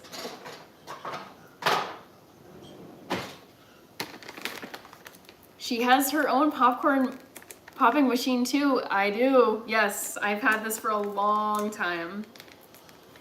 Long time. Brings me back to my college days. So much fun.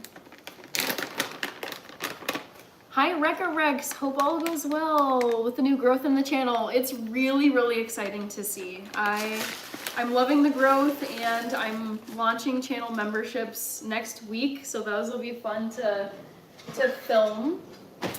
I'm gonna get the olive oil on here first, actually. Always have salt, it keeps witches away. Ooh, I like salt. Just like by taste, I love salt, and any other superstitious benefits, I will take them.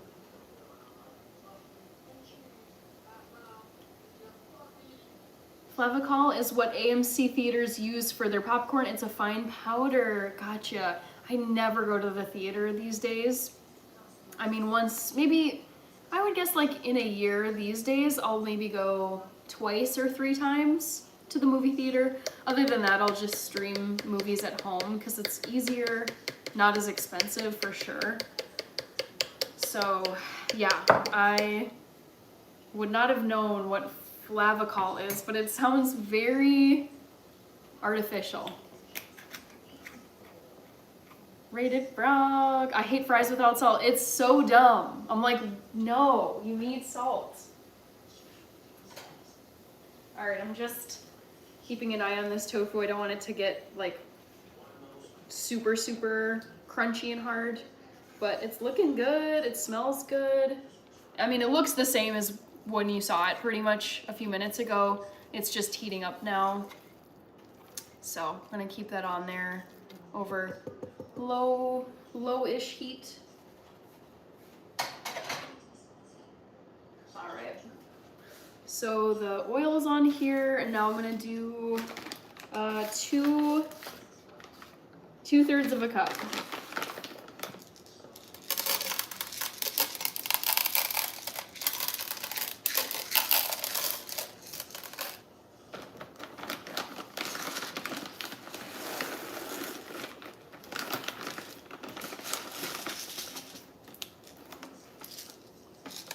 All right, guys, let's see what happens.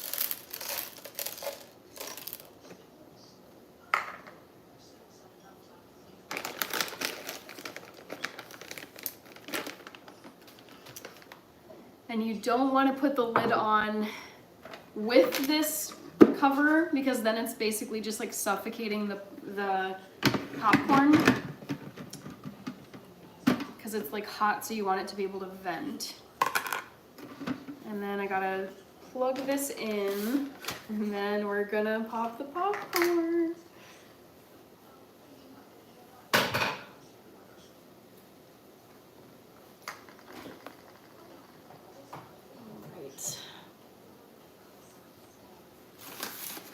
So I should set a timer too.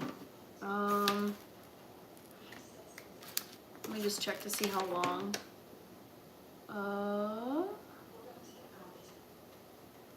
5 minutes, I think. Sorry, 1 sec. I know this is boring.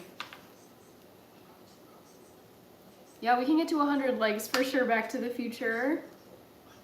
Oh, here we go. 4 to 5 minutes, the popping cycle will be completed. Okay, so I'm gonna turn this on wherever the button is. I think it's here. And then it's like, you'll see the rods are just like turning it in there. Fair warning, they can get like a little bit like, not creaky, but just like, I'm not thinking of the right word. Squeaky, maybe like a squeaky wheel on a car. They can like just be a little bit noisy. Sor Milo, you gotta go to show out at the movies for the big movie premiere. It's different on the big screen with some snacks and an audience. I'm just sick of seeing Nicole Kidman promoting AMC. Oh, interesting. Dude, that girl, she has been everywhere. She works so hard. She's in so many movies, and she's in Lioness, which is a TV show. I saw someone commenting on Nicole Kidman. They were like, girl is working like the rent is due. Like, she is everywhere doing a million projects.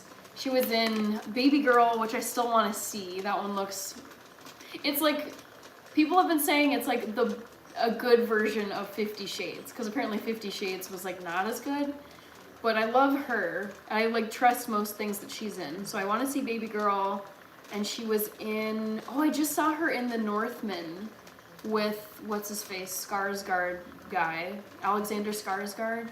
She was also in Big Little Lies with him, same guy, Alexander Skarsgård.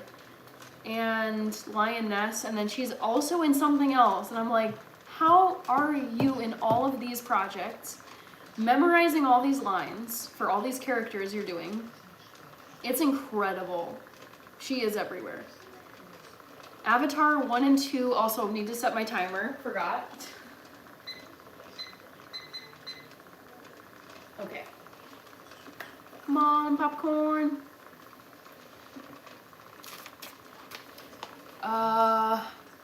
Avatar 1 and 2 with IMAX 3D was amazing. I really hated 3D movies. I'm so glad. I feel like they're kind of gone. Like, are 3D movies still around these days? Because I really did not like I feel like it made my eyes hurt going to a theater and watching things in 3D. All right, they're about to start popping, I think, guys. And I think the tofu's done too.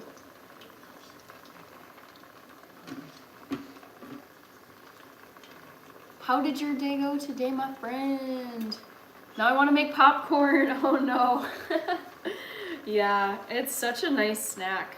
It's really inexpensive to make too when you look at how much popcorn costs at the grocery store versus like just some oil and a bag of kernels. All right, it's starting, guys.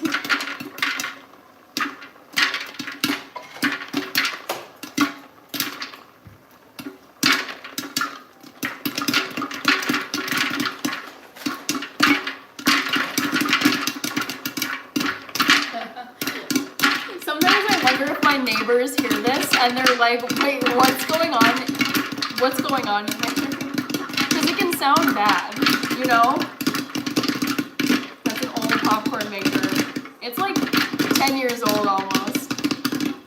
Jenna Ortega is the only woman actor I can watch. All the rest are guys. Interesting. Okay.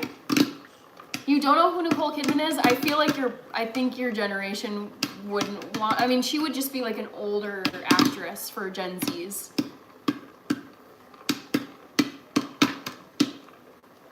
Nicole Kidman is the woman in the beginning of the movie in the theaters who promotes AMC. Yep, I remember. I went to go see. I think I saw her do the promo for AMC when I went to go see Gladiator 2 back in November. It was either that or Smile 2 or I'm forgetting, but yeah, she was in an ad and I was like, okay, cool. Like, she's a great actress. Oh no, Rated Frog, why do I think I have t-shirts that are older than you? I know, I mean, Rated Frog, you're like 16, 17, like Rated Frog is definitely a Gen Z, so there are certain things that millennials, Gen X's, and boomers would reference. I'm sure Rated Frog is like, what is this? All right, I might let it pop for like a little bit more. The timer's about to go off. I feel like there's always just a few stragglers like in the bottom. I feel like I can hear some of the kernels moving around that haven't popped yet, so I'm just gonna let it keep going. I've learned that with this machine, it takes a lot to actually burn the popcorn, so I can let it go a little bit longer. Hi, Sainath. I think you're supposed to remove the lid. Wait, I don't know what you're saying, Kirby. I'm 60, so that is old. I don't think of 60s as being old, honestly.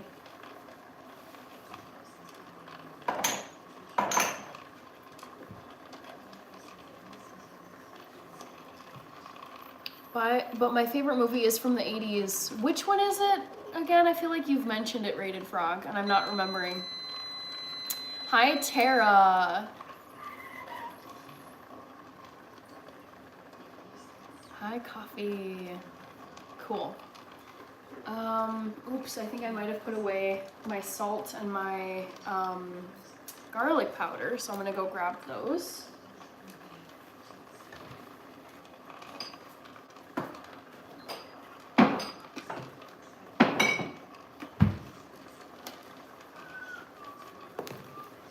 Hi, Maddie21. Roadhouse. I don't think I've seen Roadhouse, Rated Frog.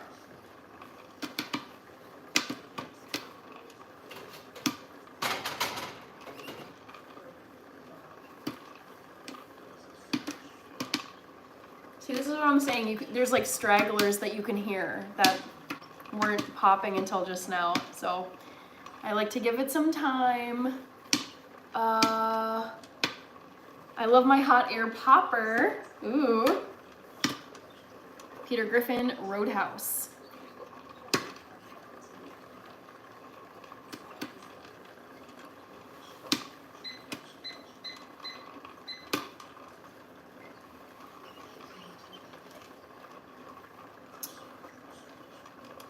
Do you know a guy called Patrick Swayze? He's the main character. It's the best movie ever. Of course. I mean, I feel like Patrick Swayze is an that's a name that I feel all generations that are currently alive would know.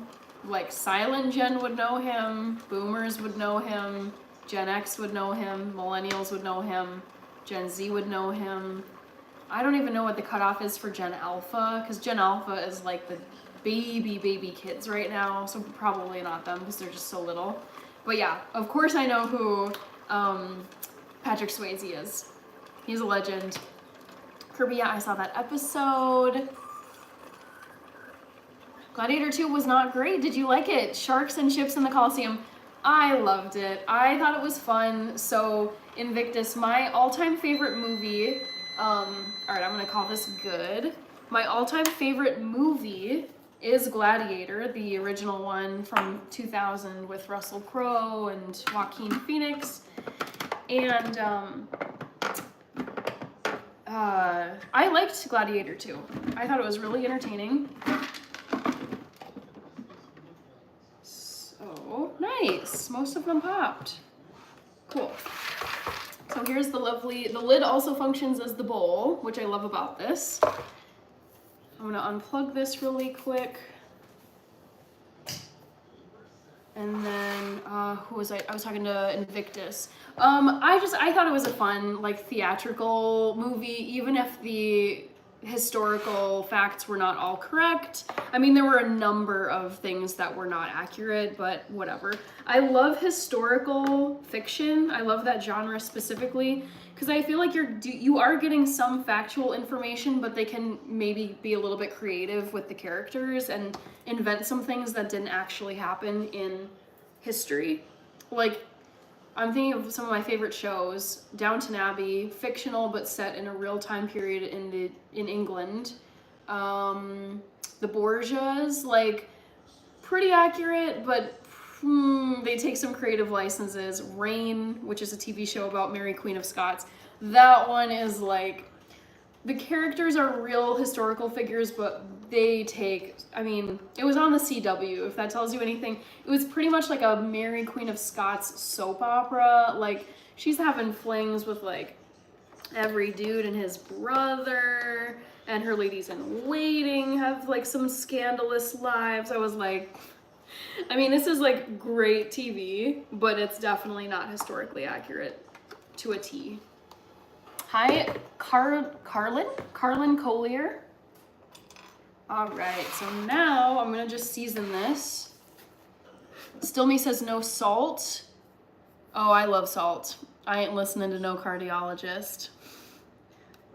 Will the popcorn taste like the theaters? I don't think it would be as good as the theaters because they've got, like, the melted butter, they've got the cheese, they've got the, you know, all the seasonings. So I'm just gonna do just some salt and then some garlic powder.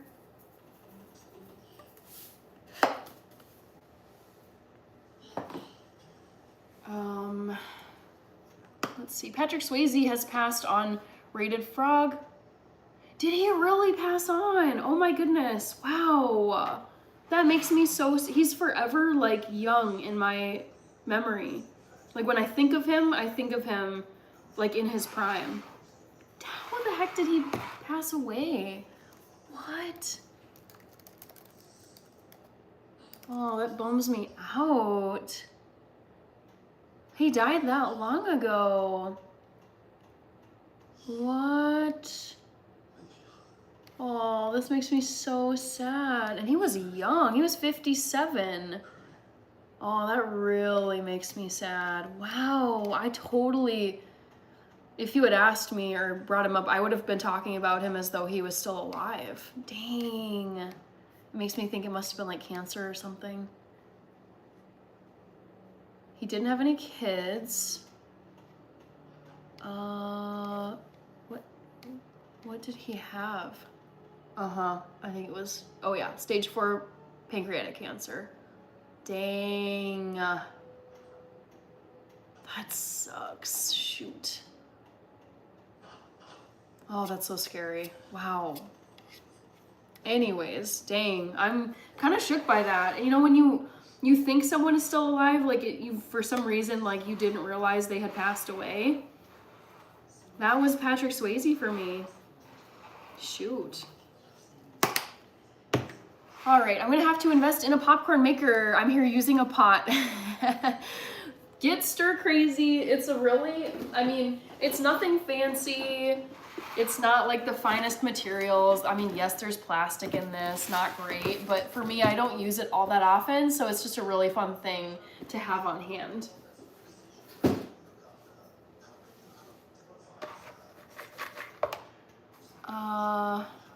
I need this popcorn pop versus Vijal Highlandier. Yeah, true. I've seen most of his movies. I like Roadhouse, Point Break, and Ghost. There are some others, but that's my top 3. Wasn't he, like, in Dirty Dancing? I feel like that's what I think of when I think of him. What are his movies? I think I've seen Ghost. Yeah, Dirty Dancing. Yeah, 100%. That to me, that's, like, instantly what I think of.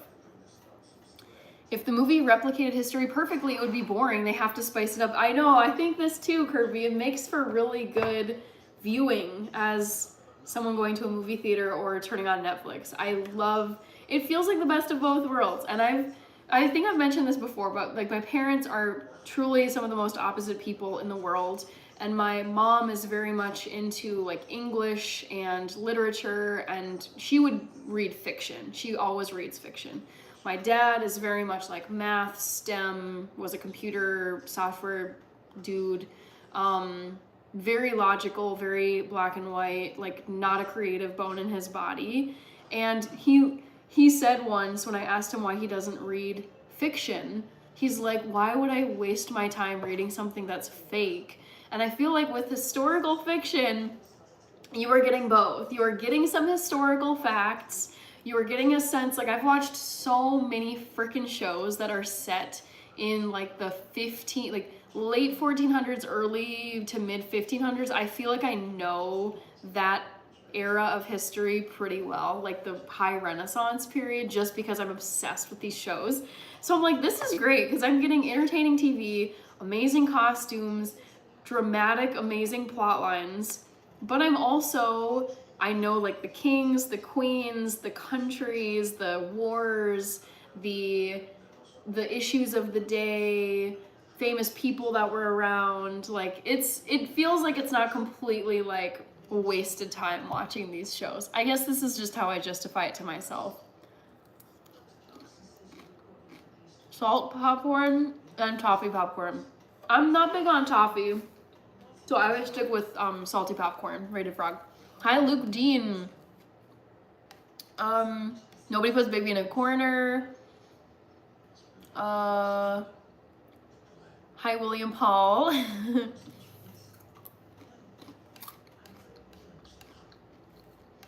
He was one of the nicest people. I watched a documentary on him. He did a lot of charity work and helped so many people. I know.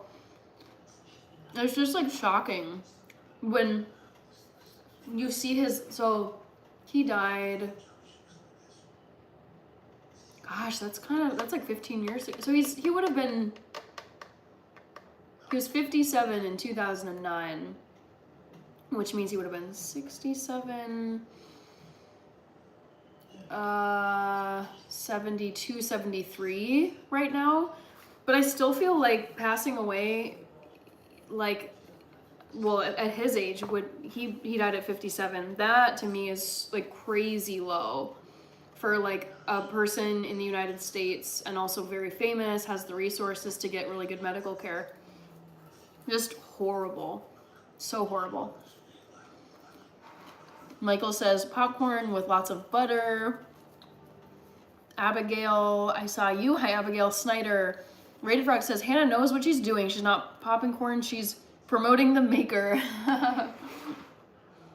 In this case, I was not promoting Stir Crazy. Michael and his Himalayan salt, or some non-iodized salt. Hannah, does anyone in your family like the X-Files? None of us watch the X-Files, as far as I know.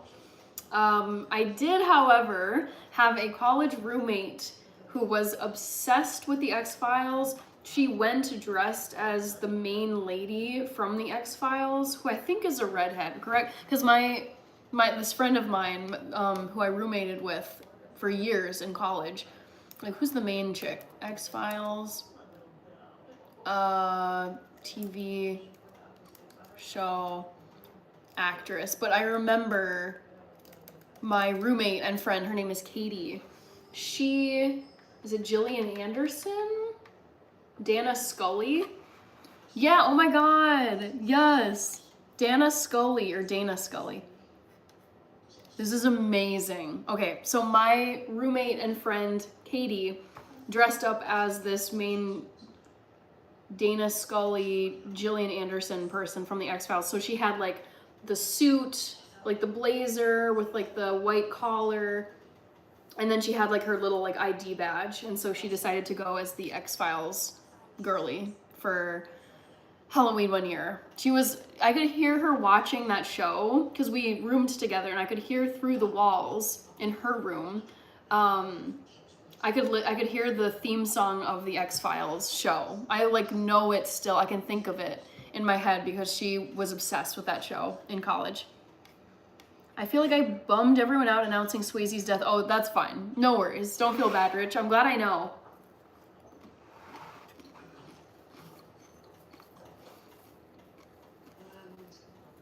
Girl, you gotta try Tajin on the popcorn? I don't know what that is. Ooh.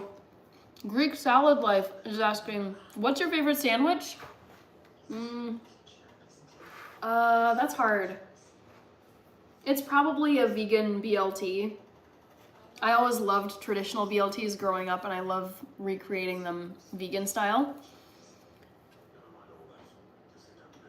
Himbro says, so yummy. Arctic Fox Fury 325, hello. Hi, AT or at Oz 2835. Hi, Melissa. Michael says, if you watch them in the movie Ghost, when he's on the other side, makes me think of when we pass away, what we will experience.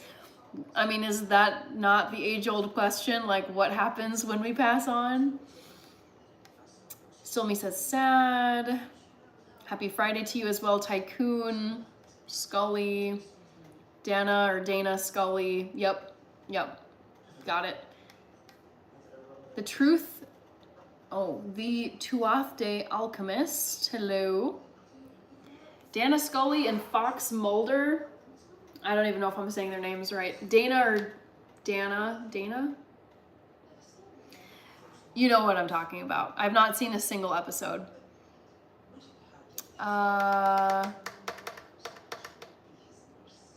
Kevin Martinez, I've been cooking tonight and now I've got all this popcorn that I'm just eating on here. I was popping it earlier.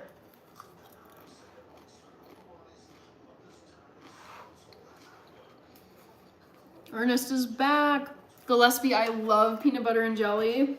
That is an easy hack when you're a vegan on the road.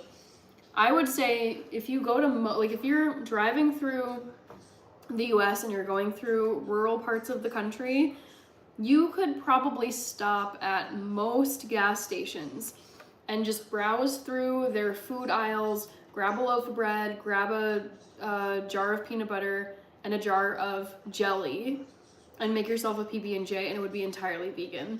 It's such a nice hack, because you do get your carbs, your fat, and your protein. It's delicious, and it's like super easy and super cheap on the road. I have a candle going over here. I was like, what's going on? I saw a flame like flickering, so I'm gonna blow this out quickly.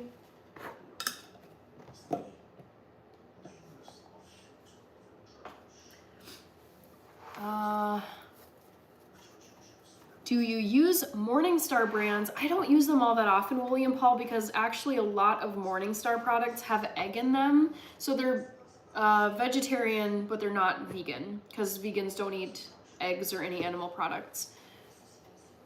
Ernest, it was what Hannah didn't have as a kid.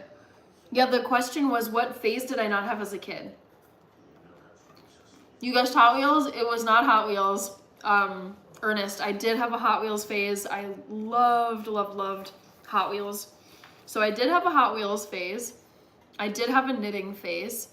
And I did have, what did I write? I did have a spy phase, which means I did not have a ponies phase as a kid. Michael says, exactly. Many people say this and that, but truly we do not know. We just have belief and faith. I know, Michael. It's like, I think about this from time to time where I'm like, I wonder like what, because no one can ever know, because it's only like a one-way situation where you pass away and then you can't come back and tell everybody like, guess what, guys? This is what it's like this is what's waiting for you after you die. I remember watching Game of Thrones and reading the books, and spoiler alert, Jon Snow gets unalived by his fellow, what are they called? Not men in, I almost said men in black. Crows, I think? The men who are like up at the wall. And there's like, they all turn on him and they just decide that they are going to delete him. And so Jon Snow passes away. And then there's this like priestess, witchy kind of lady who brings him back. And so of course in the, like his people around him are like, so what was it like? Like what was there when you passed away? And he's like, there was nothing. There's literally nothing. It's just black. Like No recollection. And I was like, man, it'd be so disappointing if that was what it turned out to be. It'd be really cool if there was like something beyond, but we can never know. Homemade peanut butter and jelly by the Amish. Yummy. Sounds so good. Okay, Troy is here. I have a question. Why is vegan food named after meat products? I get asked this a lot. It's a fair question. People are like, why do vegans want their food to look like meats and milks and all these products that they don't want to eat in the first place? For me, I loved the food that I ate growing up. I ate everything. I ate a ton of fast food, all the meats, all the cheeses, dairy, yogurt, ice cream, whatever. Eggs almost every day for breakfast. My dad would make me eggs. So it's like I loved all those foods, all the non-vegan foods that I grew up with. And then I was like, I want to go vegan to just stick with plants. I think that's a good strategy for living a long life. Hopefully, fingers crossed, knock on wood. But it actually it makes food, it's like, oh, I remember eating this when I was younger and I really loved burgers, mac and cheese, whatever. And then having a vegan version of it, I'm like, okay, it fits my diet, but it's also like a fun throwback to foods that I grew up eating. So I actually really like it when foods are vegan and they do resemble non-vegan foods. The Babysitter Club, says Diana Reyes. Oh, are you talking about that one movie? What's that? It's not the Babysitter Club. I think it's something else.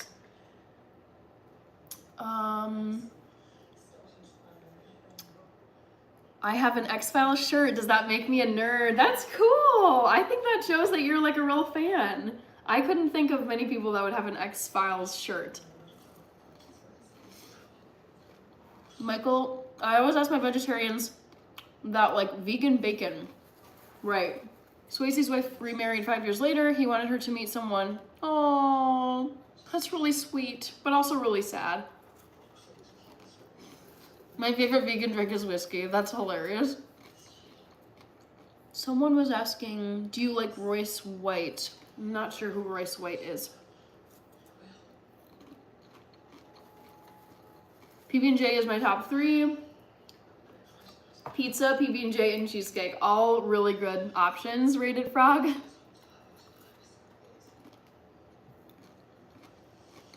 Destiny Chi-Chi, it's about both because earlier I made tofu scramble and quinoa as more meal foods, and this is snack food.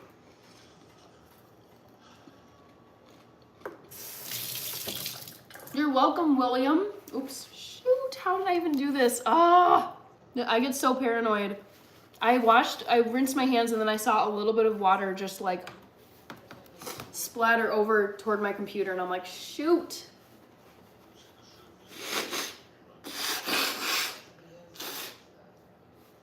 Yeah, Kirby, you can watch the series, but spoiler alert, Jon Snow gets killed and then he comes back, like JC. Yeah, William Paul, there are eggs in Morningstar products. I could picture you riding ponies. I've said this on my live streams before, Ernest. You've probably heard me say it. I would love to own horses at some point. So I love horses. I just never had like what I would call a phase as a kid. Not nearly, I definitely had a period where I was obsessed with all things spy, secret, gadgets, that kind of stuff. Hot Wheels, like building different tracks and ramps and stuff. And then knitting. I was in a knitting club at my school. Kirby, you're so shocked about Jon Snow. He's the Game of Thrones JC. Yeah, I do think there'll be something after this. Our energy goes somewhere for sure. But we really won't know until we go.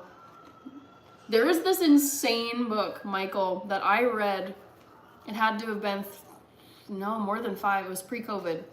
But it was this big time Ivy League credentialed, very fancy academic guy. And he wrote this book about these encounters. He started having, I don't know if it was patients, but multiple people would come to him with stories about, I know I was this person in a past life. I know I was this person in a past life. So I feel like there could be, I think reincarnation is a possibility. I think the energy does go somewhere. But I think there's so many accounts of people being so like, oh my God, I remember this from a past time or a different place that they couldn't possibly have known. I don't know. It's such a big question. Jojo, I'm doing well. Thank you to the EMT for saving me, says Stillme. Oh my goodness. How was your day? I had a good day, Jojo. How about you? Happy Friday. Adventures in babysitting. I was just wondering what happened that you needed an EMT. Whoa, Stillme, that's crazy. Wow. Hi, Steve Austin. Insanity is saying it's 3 a.m. Ooh, I mean, I love staying up late, but that's a pretty late hour. The Breakfast Club, yes. I love, love, love The Breakfast Club. Had a major heart attack, failed, died in the driveway. Ooh. How do you feel about the Amish lifestyle? I think it's super interesting.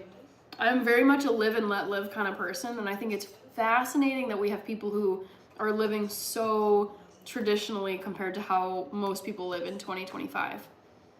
But I have no problem with it at all. I find it really charming, actually. You're making me hungry eating that popcorn. You should know by now, I do food on here, Gillespie. Giving my age away. Not necessarily. I mean, I remember watching The Breakfast Club and I loved it. And I feel like that was before, like that would have been like more of a Gen X movie than millennial movie. So live each day like it's the last. Yep. Yes. Don't take any day that you get for granted. It's a classic, says NC. Hi, Mariella Mercado. I've dealt with passed away bodies in my former jobs. 5 minutes from now, 5 hours from now, 5 years from now. Wow, term. Now we may not be here. Exactly.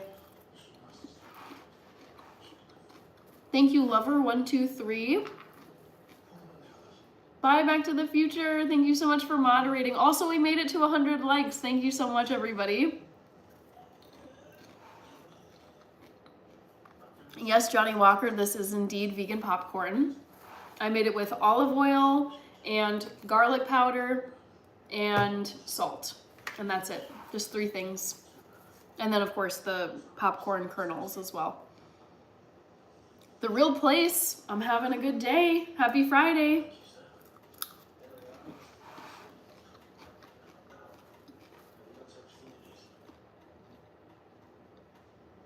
Oh, interesting. Rated frog, that's a good theory. Mariella Mercado says my kids love to eat it. Popcorn, that is.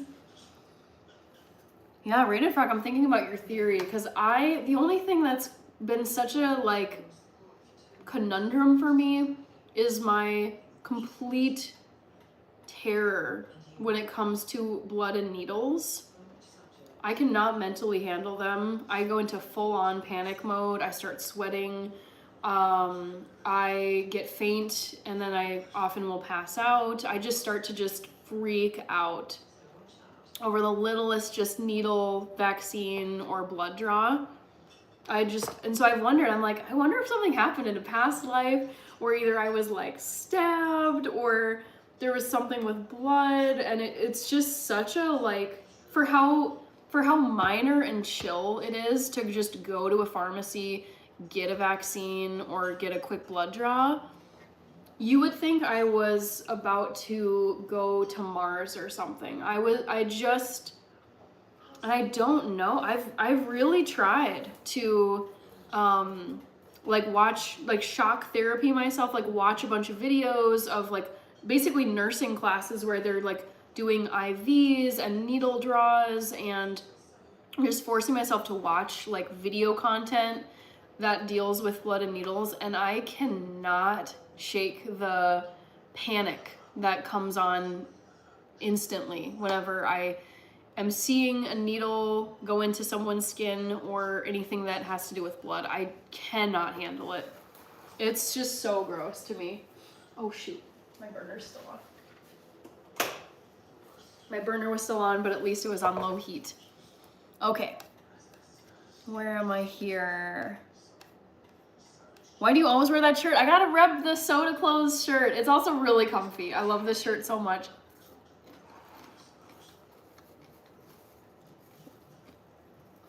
The real place. At my work, I work with a lot of Mennonites, and I call them Amish once, and they were really mad. Oh gosh, I don't really know the distinction there.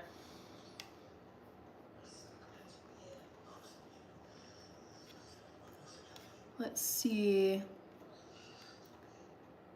How else is popcorn not vegan? Actually, a lot of movie theater popcorn is not vegan, because when they're making the popcorn, trust me, I've learned this because I've had to ask like the snack counter person, oh, could you make this vegan, or is your popcorn vegan? And they're like, sorry, it's not, because when they have like those big glass containers that are popping the huge amount of popcorn, they usually will have like a metal tray at the top of the popcorn machine, and it's just dripping in butter to flavor the popcorn. So they're like, sorry, like we just prepare our popcorn with butter already on it. There's no way to take the butter out of it. So actually, a lot of movie theater popcorn is not vegan. Rated Frog says, thanks. I'm just joshing with you. This is the real place. Because you can use dairy butter, not vegan. Yep, exactly. You probably were Cleopatra in a past life. That would be so cool. Cleopatra is a legend. Justin is saying, we didn't go to the moon. I was having a discussion about this with my sister. I forget when. She's like, if you look at she didn't say outright, like, it didn't happen, but she's like, the moon landing footage is very sus. Like, it's very, she was like, it looks fake. I would have to rewatch it, but I don't know. I think there's definitely people out there who doubt that the moon landing was real. John Frosta says, I'm terrified of needles. I'm 60 years old. I wish I knew where it came from. It's so miserable, because I try to be proactive about my health. I try to go, like, I get all my vaccines whenever I need an update. Like tetanus is coming up, like my tetanus booster, like that is something I do not mess around with. Tetanus is no joke. I forget the other boosters. It's like some vaccines, it's like you get them as a kid and then you're done. And then other ones you keep having to get them, and I'm like, oh. It's just so annoying, because I really hate getting vaccines. I also just like to get regular blood work, so it's like, look at my levels of like minerals, cholesterol, like how are things looking in my blood. So I like having the info after the blood draw and the whatever, but it's just the process is so, it sounds dramatic to say traumatic, but it is so horrible. It is, it's like panic, sweat, lightheadedness, dizziness, just so uncomfortable, feeling like I'm burning up in my clothes, passing out, which is embarrassing, because often they'll have to call like personnel in, like, oh my gosh, like, can we get someone out here or in this room, like, please bring her a juice box, like, we've got a patient who passed. It's like, it's so embarrassing as a grown adult to be so bad at something that's like, it's not like a massive thing. It's just a little needle going in and out. But I struggle big time, you guys. It's so bad. Thank you, The Guardian. Not to be disrespectful, but why don't you eat meat? Fair question, because my content is primarily vegan stuff. So for context, I went vegan when I was 18 years old. That was 13 years ago. I'm 31 right now. So I haven't eaten meat for almost half of my life. So when I decided to go vegan, it was just, I felt like I want to live a very long life. I really do want to live past 100. So I'm like, I think I'm gonna stick to plants. I think that's like a good way to go diet-wise. Like unprocessed plant food seems great to me. So it's that, like centering plants, sticking to plants for my nutrition. And then also mass farming practices are super, super cruel, super inhumane, not hygienic at all. So I was just like, I'm not about this. Even though there are very, very responsible, like small local farms that kill the animals very cleanly and treat them super, super well. I think like as time has gone on, the idea of eating something that used to be like a muscle or a tendon, or it's just very unappealing to me, but those were the primary two reasons that I went. Thank you, Panda Parson. Let's see. I'm laughing at you, Rated Frog, because I will never, ever, ever forget whichever live it was you said that you had an eye operation. This truly does not even seem like it's like you could legally do this to someone under 18. But you were saying that you had an eye operation where a needle went into your eye. And I was like, I can think of so many things I would subject myself to. I would hike to the top of Kilimanjaro. I would jump out of an airplane. I would go to the moon I would do all these very extreme things with a high risk involved than doing a needle in my eye. No effing way. Crazy. But you were saying needles don't bother me. That's what triggered that memory for me. I've had about 5 in the last 12 months, 2 from the dentist and about 3 from the doctor. Oh my God. Torture. Popcorn that can use oil is still vegan. Yes, I did make this popcorn with oil, extra virgin olive oil. One time when I got my blood drawn, I was looking away from it and the doctor talked, oh my God. Yep. It made me think about, yes. Okay, I don't know how to say your username. Those look like Arabic script letters, maybe.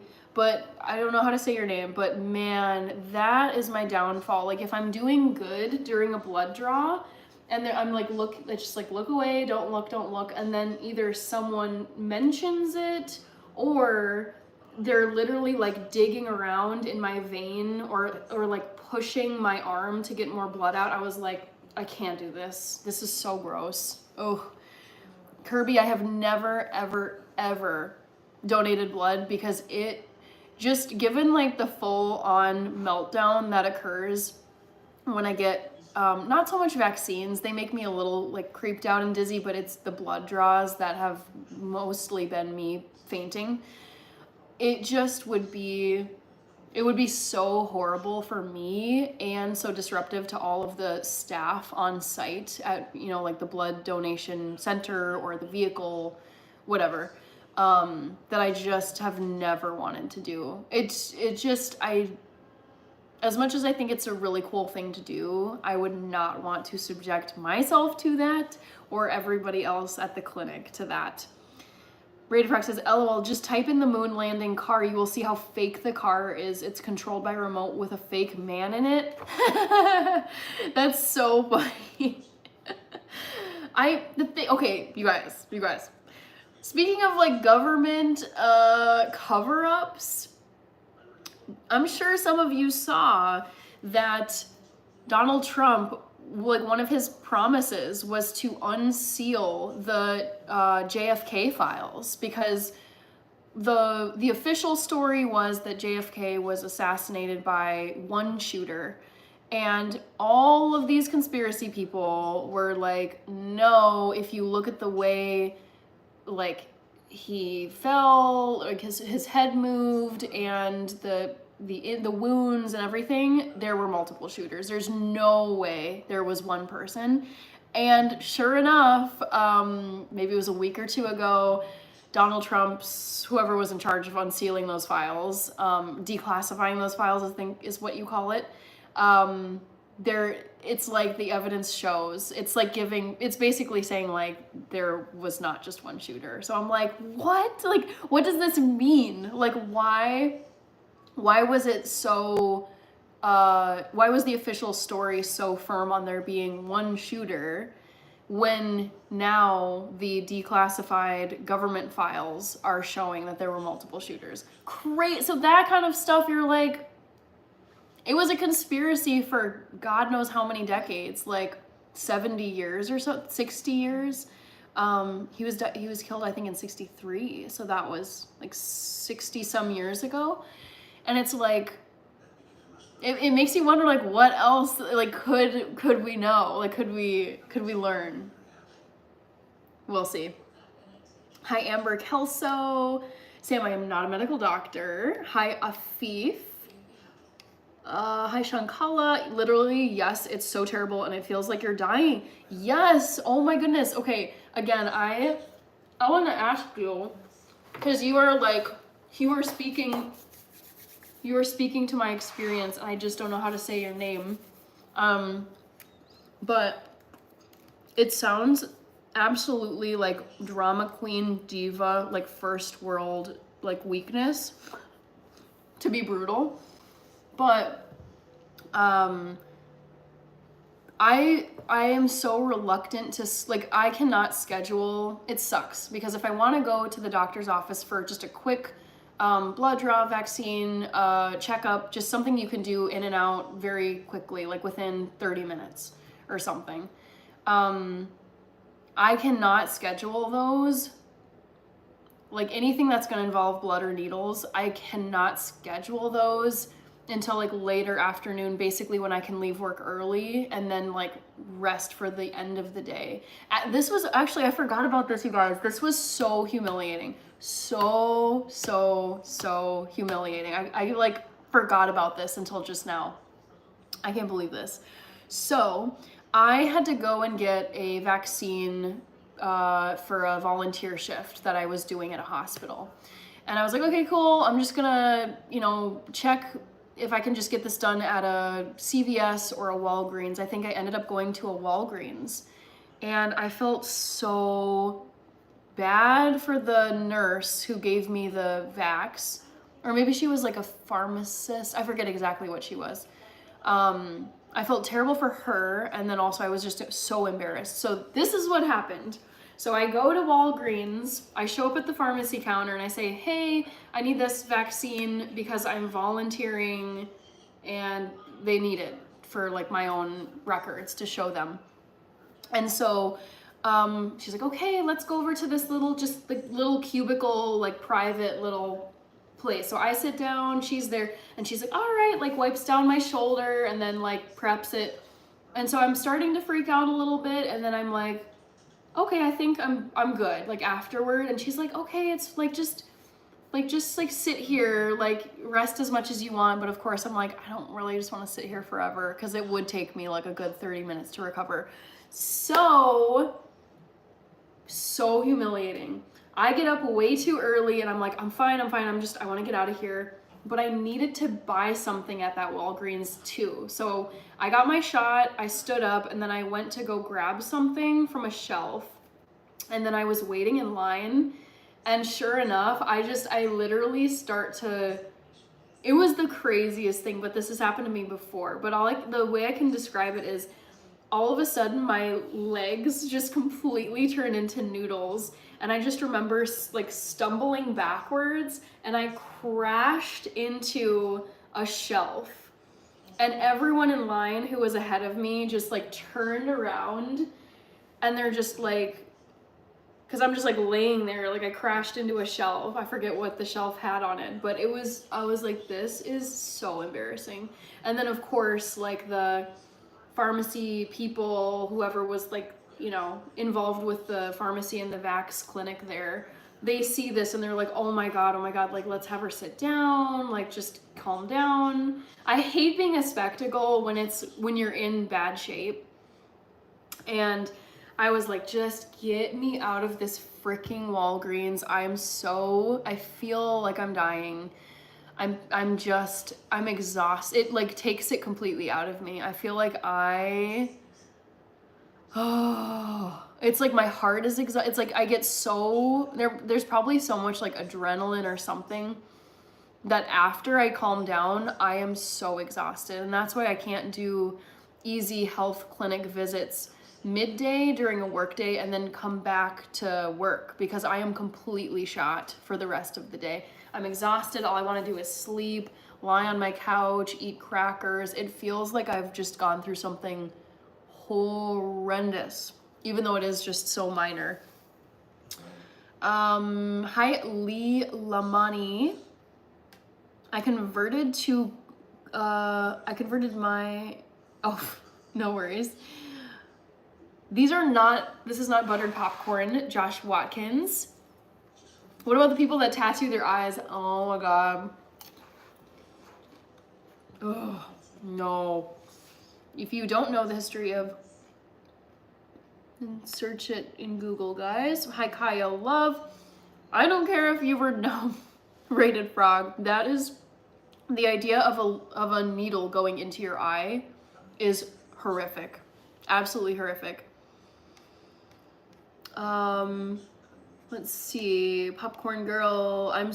I also am scared of closed places very bad. Oh, like claustrophobic. I'm not claustrophobic. I actually like really small spaces. Hi, KR. Cook was not the shooter. I think you mean what's his face? Lee Harvey. Was it Lee Harvey Oswald? Who is the shooter of record? Edmund Villasnor. Sorry. Why am I struggling with this? Edmund Villasenor. I'm gonna go with that. Hello everyone, how y'all doing? Hi, Larita Adams. Mind-blowing. Dobo. Hello, doing well. Johnny Walker, I'm a data analyst. I think I'm more introverted than extroverted. I have a theory on this though. I think it all comes down to how afraid you are of people's judgment.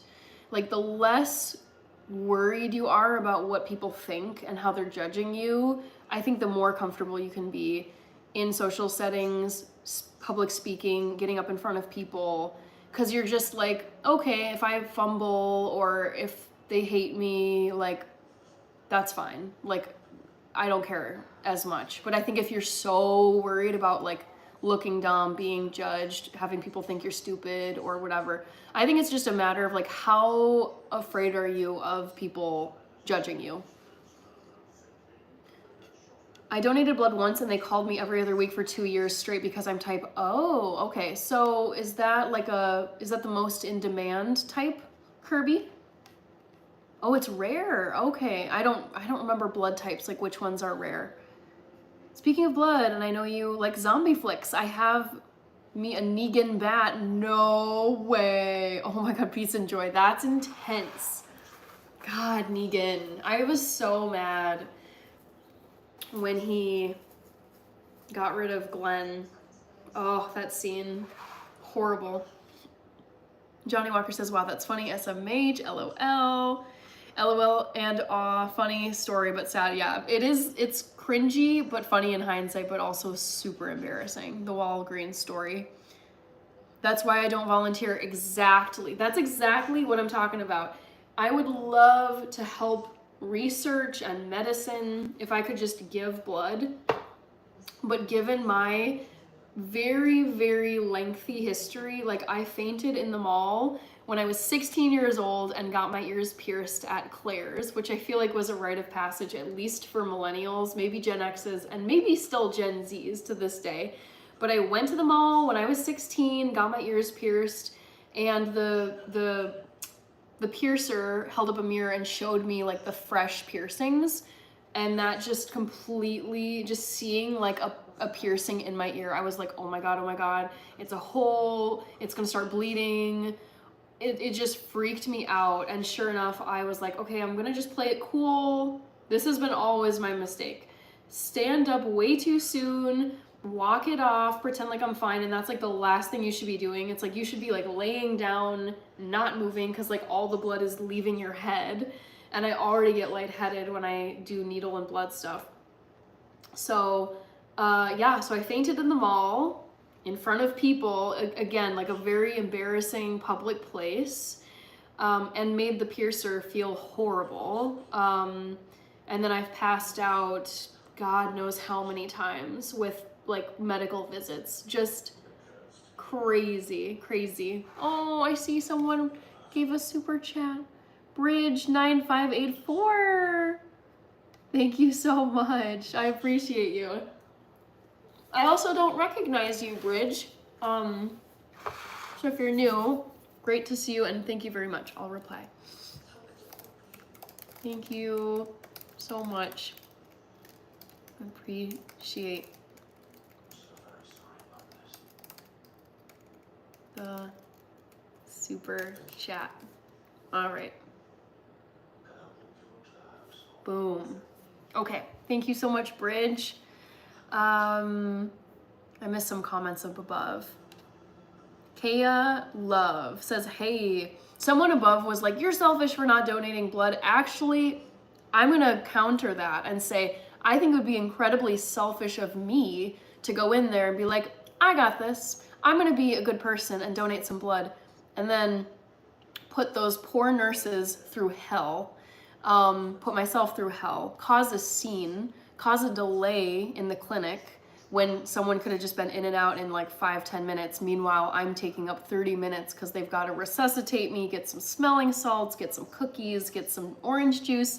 So actually, I don't go to blood clinics because I think that's actually the selfless choice. I think it would be so disruptive and chaotic and miserable for everyone that I don't have any business showing up to a blood clinic. And I'm sure they're so polite and professional, but I'm sure in their heads they're like, oh my god, we've got a girl down, she's on the floor. Like, say I like fall down or something happens and like the needle comes out and there's blood. Like, it's just, you guys, it's not happening.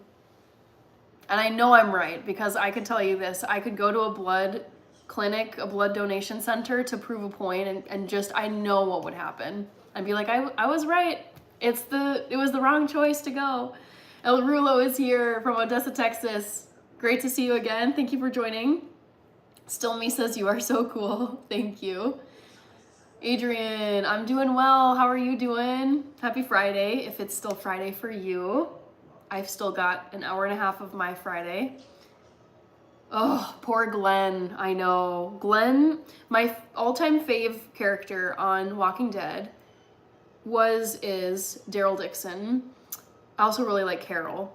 But Glenn was so scrappy in the beginning. I was like, and so I have the Walking Dead comic books, or I think they're graphic. I don't know if they're comics, but I have like the source material for The Walking Dead, and like reading through it, like it does happen. Like Lucille the Bat versus Glenn does go down, and just, I just couldn't, that scene, even though it's completely accurate based on the comics, I was so sad about Glenn that I didn't last much longer with the show. Ugh. Type O is the universal donor. Wow. The Real Place. I actually don't talk about my political views on here. I feel like we haven't talked, or I haven't mentioned what 4 things I I avoid, and I always forget one of them what I'm saying. So I don't talk about my political views. I don't talk about my religious views. I'm happy to give like biographical info. Like I celebrate Christmas. I did like Vlogmas YouTube Christmassy content. Like that's just like who I am as a person and my history. But I'm not like, I don't preach on here. I don't like share any of that kind of stuff. I'm not like gonna quote Bible verses or anything like that. I don't talk about my romantic personal life. And then I don't talk about identifying info. So I do not give out my phone number. I do not give out WhatsApp. I don't give out my address. I don't give out my employer info, what company I work for, none of that. It's just, you gotta maintain some privacy on the internet, is, at least I think that's the best way to go. Lots of people stopped watching Glenn. It was Daryl's fault, sorta. See, I would need to go back and like remember what the circumstances were. Ugh, it was such a sickening scene. And Maggie was there too. I think they were married at that point in the series. But Maggie being there, I think she might have been pregnant with their baby. It was just all in all so like very hard to watch, so brutal, so heartbreaking, that it's like those kinds of things that can really kill a show for me, even if it's completely faithful to the plot line, like in the book or the original material. Ugh, yeah, I couldn't get over that loss. Yabba says, hee hee, while you were talking about your vacation, I was watching the measles outbreak in Texas giving vacation shots. Oh gosh. Oh my goodness. Rich TPB was on repeat when I was in college. I don't know what that is. Hit like, gotta go. Thank you for the stream. Be well. Thank you, Still Me. Come back and join us on Sunday night. Glad to have you here.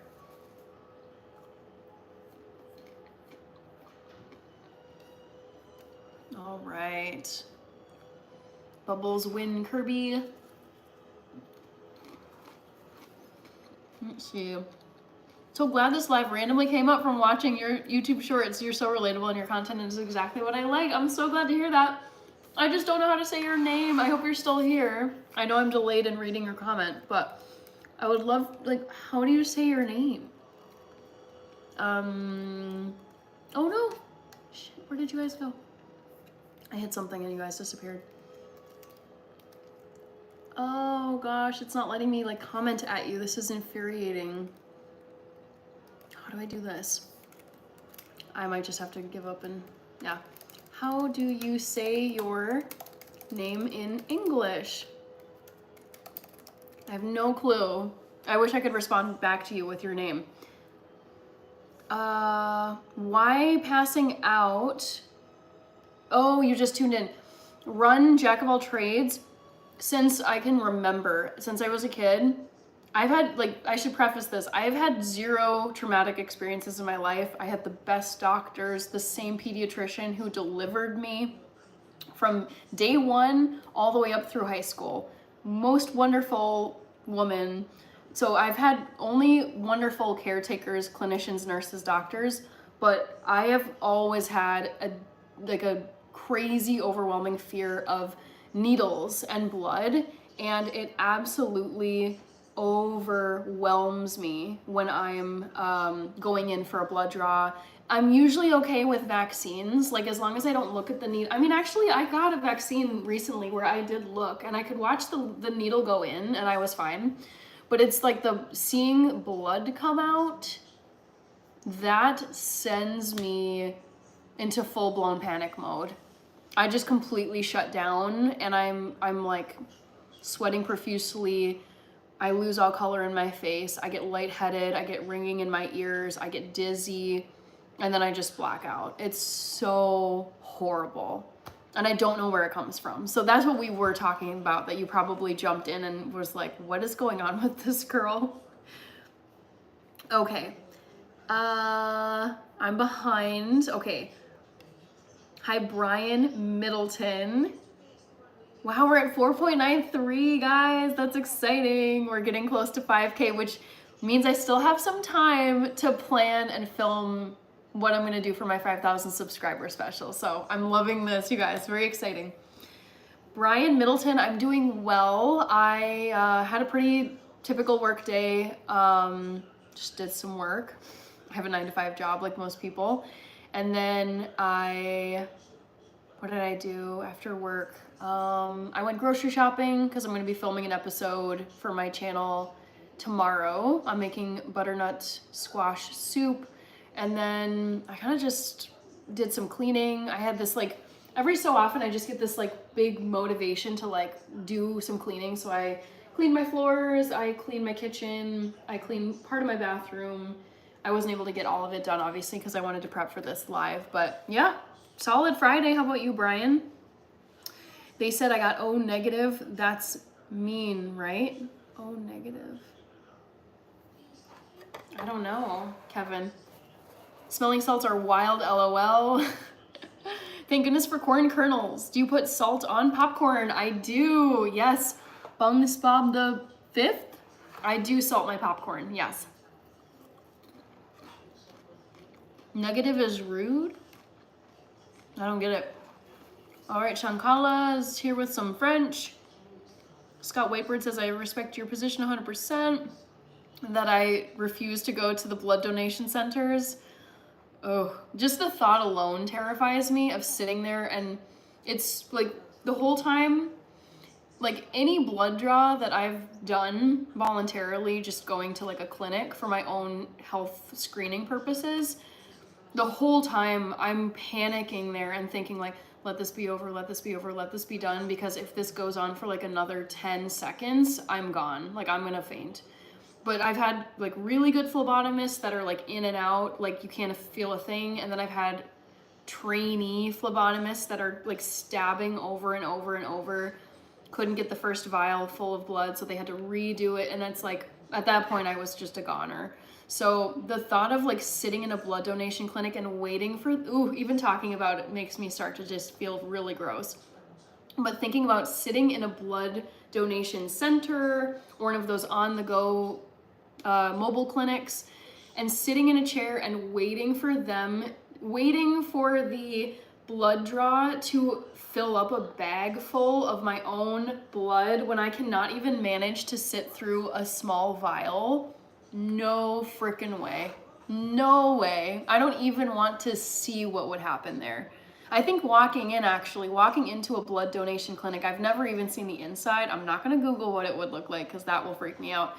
But I even think that just walking into a blood donation clinic, and I don't know if they keep you in like individual rooms, but what I imagine it would look like is you walk in and you see other people sitting there like on chairs and they've got their arms like out, and then you can like basically see the tubes and everything.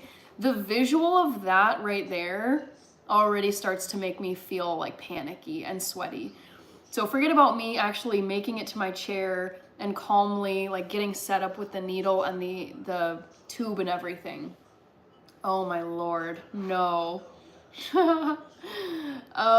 Johnny Walker, I don't talk about, like I just don't talk about my personal life, romantic life. It's something that I choose to just leave off screen. People ask all the time, which I get it. It's like a public chat and this is the internet, but I choose to treat YouTube like a business. So it's like I show up as myself, talk about things, but I don't really bring personal life into my content. Privacy, one of the few free luxuries we have left, says Adrian. They built Glenn's storyline up to do that to him, but Negan is top 5 The Walking Dead characters. It's just, I was so about Glenn for all, like from the second he appeared in the series. I was like, this dude is the jam. This is the guy, #1 guy I would want on my team. If I was in the zombie apocalypse, he's gutsy, he's fast, he's a quick thinker, he's funny, he's sweet. Like just everything. Like everything that you would want in like a survival situation. He's a team player.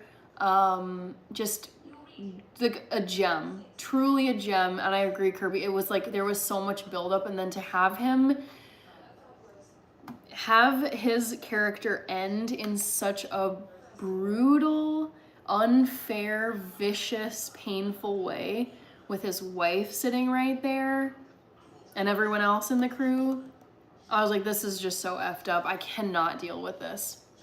I once identified as SpongeBob SquarePants. It says SpongeBob the fifth.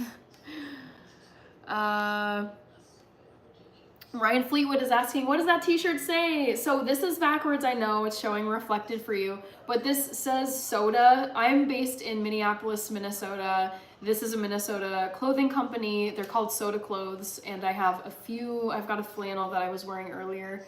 I've got a few things from them. It's just like a very cozy, they sell flannels, they sell blankets, they sell candles, socks, like kind of like home, it's like clothing and home goods. And I love Minnesota. I'm obsessed with Minnesota. I will be here forever. That is the plan. And I wear this t-shirt all the time. A. Kolb. Hannah, did you see the flood in Detroit? No. What? Okay, this is sad, but I need to know. All right, flood in Detroit. Crazy. My bow collapsible and arrow came in, so just in case the apocalypse kicks off at some point, I got some waste for defense or even for gathering food. Sorry, but it is the apocalypse. Love that. All right. We've got, oh, Sensory Sources. I believe your name was Ari. Correct me if I'm wrong, but good to see you, Sensory Sources. The Athlete says another shot. Whiskey makes me black out. I don't know why. Ooh, that's kind of scary. Hi, Alice GT. I was here when you had like 50 subscribers. Oh my gosh, peace and joy. Yeah, like it's been a journey. It's so exciting, you guys, to grow on YouTube. And I would say what's worked for me this far is just being consistent. Like picking a niche. That was the first thing I did. I was like, I'm gonna pick something that's like a theme, because before I did that, it was just kind of like hodgepodge. Like, here's what I'm doing this day. Here's this trip. Here's this.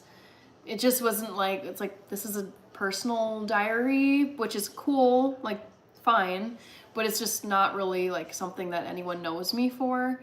So I picked a niche, and then I just decided to be consistent. And I think that's just been really, really helpful in the last year. Peace and joy, trusted the process. Hi, Sai Sundakar. What is your view on Christianity? I'm not gonna like weigh in here. I don't discuss my opinions on, like, my views with politics, and I don't discuss my views with religion. I like to stay away from touchier topics. Oh, I see, now I get ya. You wouldn't like having to go to the kidney dialysis clinics. Oh my God, no. And people would have issues with their bandage out. No. I would say being any kind of healthcare provider would be probably one of the last jobs I could possibly do, because of how absolutely scared I am of blood and needles. I would not. And I also get very, like, if I see someone get sick, like if I see someone throw up, I will like get sick. Like, it makes me feel like I want to throw up.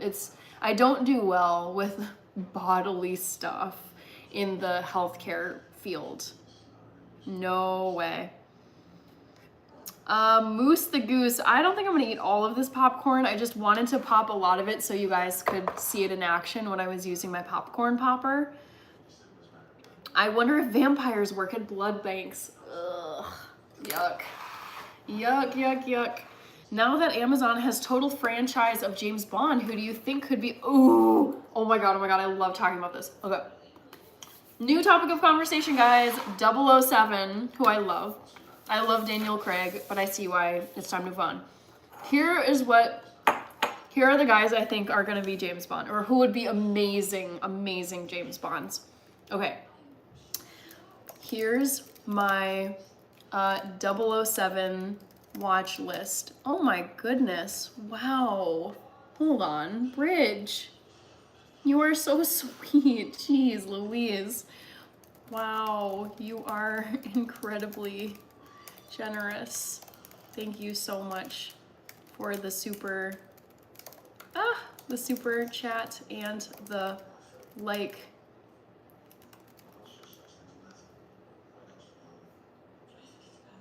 So generous. Thank you very much, Bridge. Yours wins it. Oh, that's so cool. I love that you do that. That's really fun. Every other week you just are like going to find new channels. How fun. Okay, I love that. That's amazing. Thank you very much, Bridge. I want to circle back and make sure I get to everybody whose comments I didn't read yet. And then we were gonna do a hard U-turn to 007 because I've got feelings about this. Okay, it was Yabba Dabba Doo who brought that up, so I will weigh in here. But let me just hold that thought while I get to everyone else. I love David Tennant. Oh, wonderful man, wonderful actor. Barty Crouch Jr., so weird and creepy, but also amazing.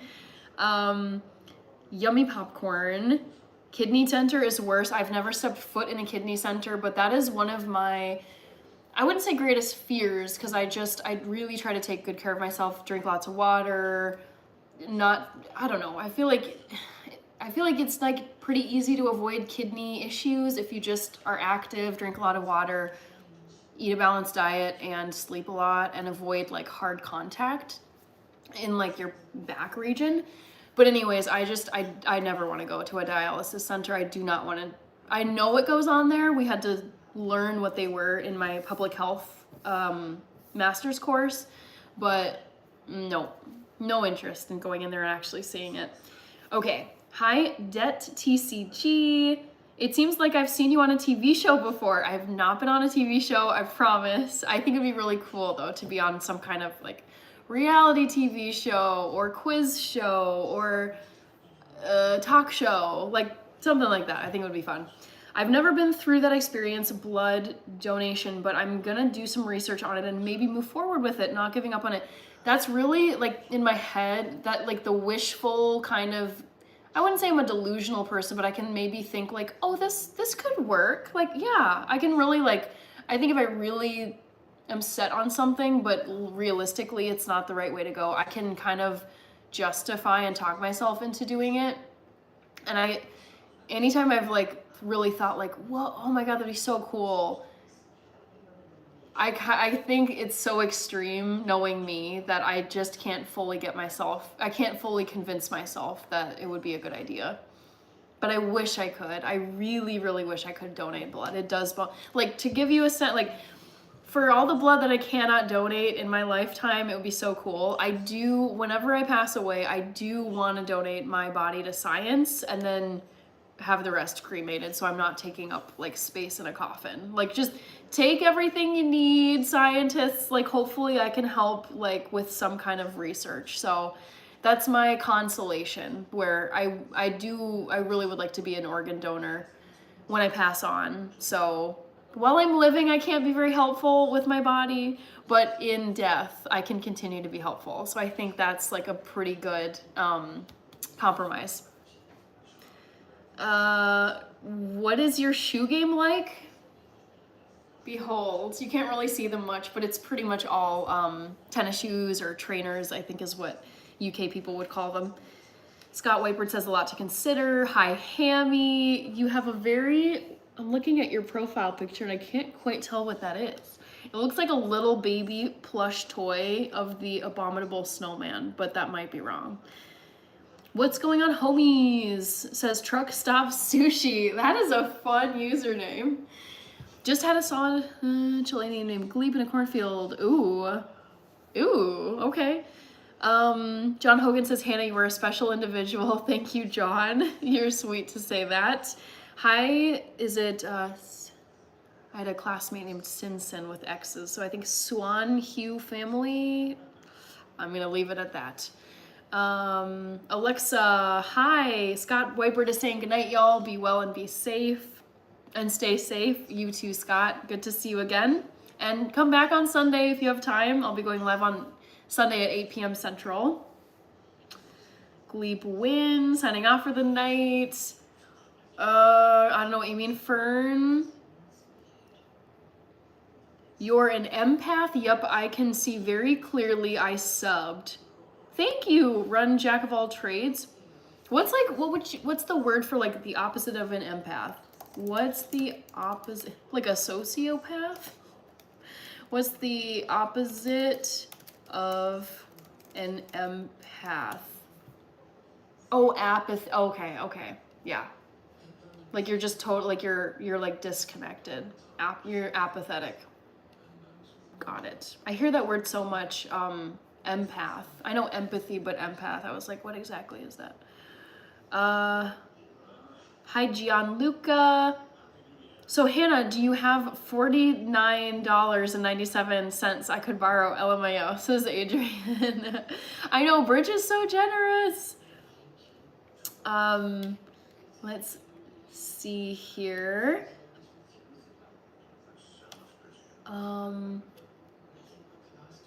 I've been, oh no, oh my gosh, wow, Run, Jack of all trades. I've been shot before. I mean, my dad, he was in the military, not in the United States, he's an immigrant, but in his home country, he was in the military and he was shot. And, it's one of those things where it's like, he's always just been like my dad. And it's like, oh yeah, like he's going to his job, he's going, whatever, he's gonna go read a book. And in my head, I'm like, oh my God, like, but like, I wonder, I don't want to know, but just the feeling of being shot is so, it seems so painful, frightening. I clearly would not do well because I pass out when I get my blood drawn. So forget about getting shot, but I'm sorry to hear that. That's really, it's like, it's a human experience. Like so many people have that human they know the feeling of going through that. And it's just so horrible to think about. Hi Logata, hi Bunty Boy. We've got, all right. It's definitely difficult dealing with medical career stuff. Yep, I considered it because I think I would really enjoy the bedside talking, like bedside discussions or comforting people, talking through a diagnosis. Like I think the biology is interesting. I think I like studying diseases from like a removed standpoint, but it's like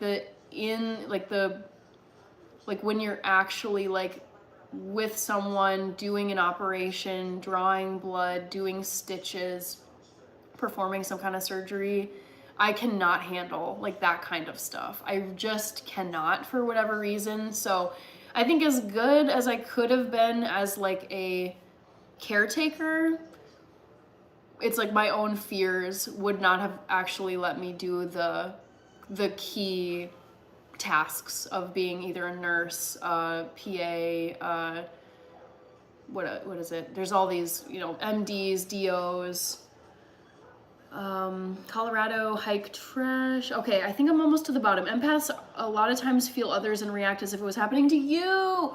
Oh, this just happened to me. Oh my God, I watched something and I was watching someone go through a huge like disappointment or whatever, and oh my God, I was just like dying on their behalf. Actually, okay, I have a better example. run jack of all trades. That probably would qualify me as an empath. I just don't think about like what makes you an empath versus an apathetic person. But I actually really struggle. Like I prefer to not go to live performances. Like I don't like going to comedy clubs. I don't like going to theater plays versus going to like a movie or watching a TV show where it's all pre-recorded, it's all done well in advance, so everything is like, you know, perfect and done. With live performances, I'm sitting there like having a heart attack almost because I'm so nervous for the actors. Because I've been to plays and I've been to comedy shows where the joke wasn't funny and no one laughed and I was like dying on the inside for the comedian. Or I went to a play and someone forgot their lines and I'm just like, oh my god, I cannot handle. Something about it is so, because I'm like, if I were in that role, I would be dying right now if I was forgetting my words. Or when singers, for example, like Christina Aguilera, however many years ago, she sang the national anthem. I think it was at the Super Bowl, but she sang the words wrong and she just kept on going because she's obviously like an amazing person and she can just handle whatever. But just knowing that she flubbed the words, anything that goes wrong for people, especially if it's in public, I just die on the inside. It's very, I can't, it makes me feel so bad. Let's see. People are mean is all mistaken situations. What happened to me? Got it. Yikes. I'm empath. Took a long time to not take what others are feeling. Oh, I see what you're saying. Took a lot of work. Yeah, it's hard. It's really hard for me to watch people receive bad news. Like I have a hard time with reality shows, like if they're doing like a quiz and they get the answer wrong and then you can tell they're disappointed. I feel terrible for them. I get like stressed out on the person's behalf, whether it's an athlete, a singer, an actor, a reality show contestant. I can't watch the Scripps National Spelling Bee because it's like the kids. Oh, like when they get the word wrong, I'm like just, oh my god, I feel so bad for them. It's so sad. So I do struggle with like watching someone be disappointed or fail in public. It's very hard to watch. Hi, Clay does vids. Kind of why I don't watch the news much anymore. Honestly, that's probably smart these days. There was a lot of bad news these last couple of months. I mean, 2025 has been crazy, you guys, okay? It started with the wildfires in LA. There were at least 3 plane accidents / crashes that I know of. Oh my god, I'm not talking political here. It's like a headline that I saw today that just made my heart just sink. But there were sadly Israeli hostages that died while they were hostage, and it was like a toddler and a 4-year-old that were returned to Israel like in body bags, and the mom also died. And I just was like, I feel like I should not be watching this much news because it like the effect that it has on me it's like not worth reading 5 minutes of a news article for like the X number of hours where it's just gonna be like stuck in my head and I'm like, man, that is so messed up. That's so stressful. That's so horrible. That's so disturbing. Like, I struggle wanting to be informed and in the know all the time, but also sometimes it can feel like this is like too much info. Like I'm consuming way too much to the point where it's just like I can't get my I can get my work done, but it makes it like 10 times harder to get my work done. I feel like that for those public videos when people prank people. Me too, Kirby, me too. Oh, another thing, like I can't watch The Voice. I can't watch America's Got Talent. Because just, it's like you watch the routines that are like so, like jugglers. Like I've watched, like I can think of all the times going to like the Renaissance Festival, the Ren Fest here in Minnesota. And there's there's like jugglers and there's people walking around on stilts. And I've never seen anyone fall off of stilts, but I've watched jugglers like drop their like baton things. And I die for them a bit. I feel so bad for them. I'm like, God, I hope that, and who knows? I mean, a lot of these people probably don't care. They're just like, show must go on, keep going. But it's so painful for me to watch. Probably just because I would be struggling myself if I had like a massive flop in public. Or bother people in public. Yeah, Kirby, seriously. Yeah, the plane is a big bunching of events kind of clustered together. So Hannah, if a soccer game goes to PKs, oh my God, you nailed it. You nailed it. Oh my God. I die. I cannot handle PKs. Like, I'm watching them, but my heart is like ready to give out. Also, Tony, thank you so much. I just saw your super chat pop up. I hope you have a great weekend. You should join on Sunday. I'll be live streaming on Sunday night, 8 p.m. But yeah, Rich, I think you named like the most stressful situation I feel like I've ever, like, prime example. If you guys remember the FIFA Men's World Cup in 2022, it was the weird year where they didn't have the Men's World Cup in the summer. It was actually in December because it was in Qatar, I think, and it just for weather and like climate reasons and heat, they had it in December rather than in the summer months. And if you watched it, it was France versus Argentina in the final, and it was one of the most amazing games of soccer I've ever watched. It was so back and forth. It was so entertaining, so thrilling.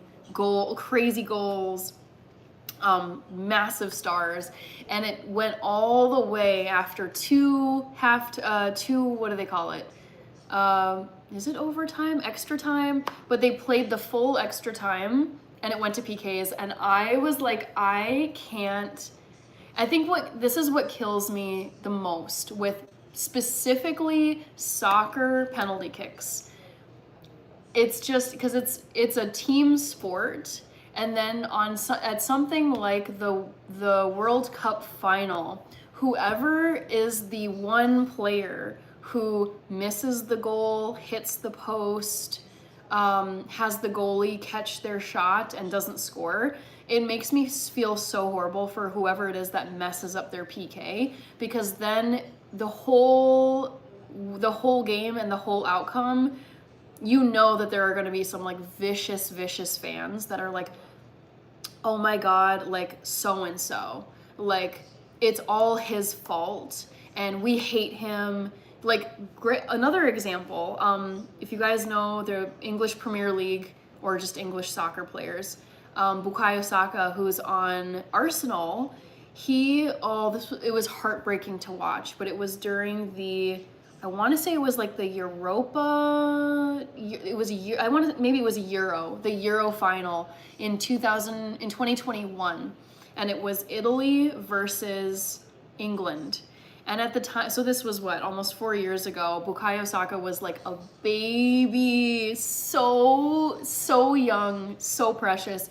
But the final came down to PKs in that game, and he missed. I forget if he overshot the goal, hit the post, like what happened, but he didn't score his PK. And you could just tell he was like crying, hands in his face, and everyone was consoling him. And he faced like very vicious and racist backlash. I feel like just like the worst. People come out with their nastiest like hate whenever you've, lost a game or just let them down in some way. But he was unfortunately subjected to so much hate and racism for missing his PK in that Euro final. And he was so young at the time. I think he might have been like 20 years old, 21. He could have been in his teens, who knows? He's very young. But I just watched that and I crumbled for Bukayo Saka. I was like, oh, my boy. I hope you make it through this, because some people can't, it really breaks some people where they can't get past it. But he's looking great now, so whatever, water under the bridge, but I still felt just absolutely horrified for him when that happened. All right, guys, I've been yapping. Scrolling and stopped here for a second, regaining my composure. Bye, APC, on the beat. Gladeson Jr. is from Brazil, it's looking like. Awesome, Tony. If you're still here, thank you so much. Oh my gosh, Josh Griffin, I think you were here last time because I got a comment just like this. Oh God. Kirby, you could probably back me up here. I remember this comment exactly. Romeo, hello Romeo. And of course Messi scored on his PK, I know. There's some play, like, it's really truly amazing to me when players can be on that level of pressure where the whole world is watching. It's the FIFA World Cup final and it's just you and the goalkeeper, and I'm just the insane mind games that must be going on, and they just like cruise through and score their goal like it's like a walk in the park. The mental toughness in those situations is insane to me. So cool. Let's see here. Going to crash workout was great. Sore as hell. Oh, I'm glad to hear it, Ambrose. Good night. They're millionaires playing for a game. They'll be just fine.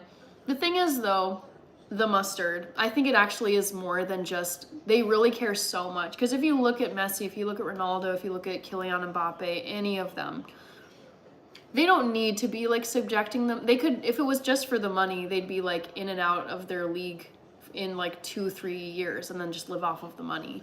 And they love the game so much that to them it's like it's not even about the money. It's about like their passion, their care, their careers, their everything they've dedicated their lives to. So it really does, like, yes, they're fine financially, they're very comfortable, but I still like feel for them as people.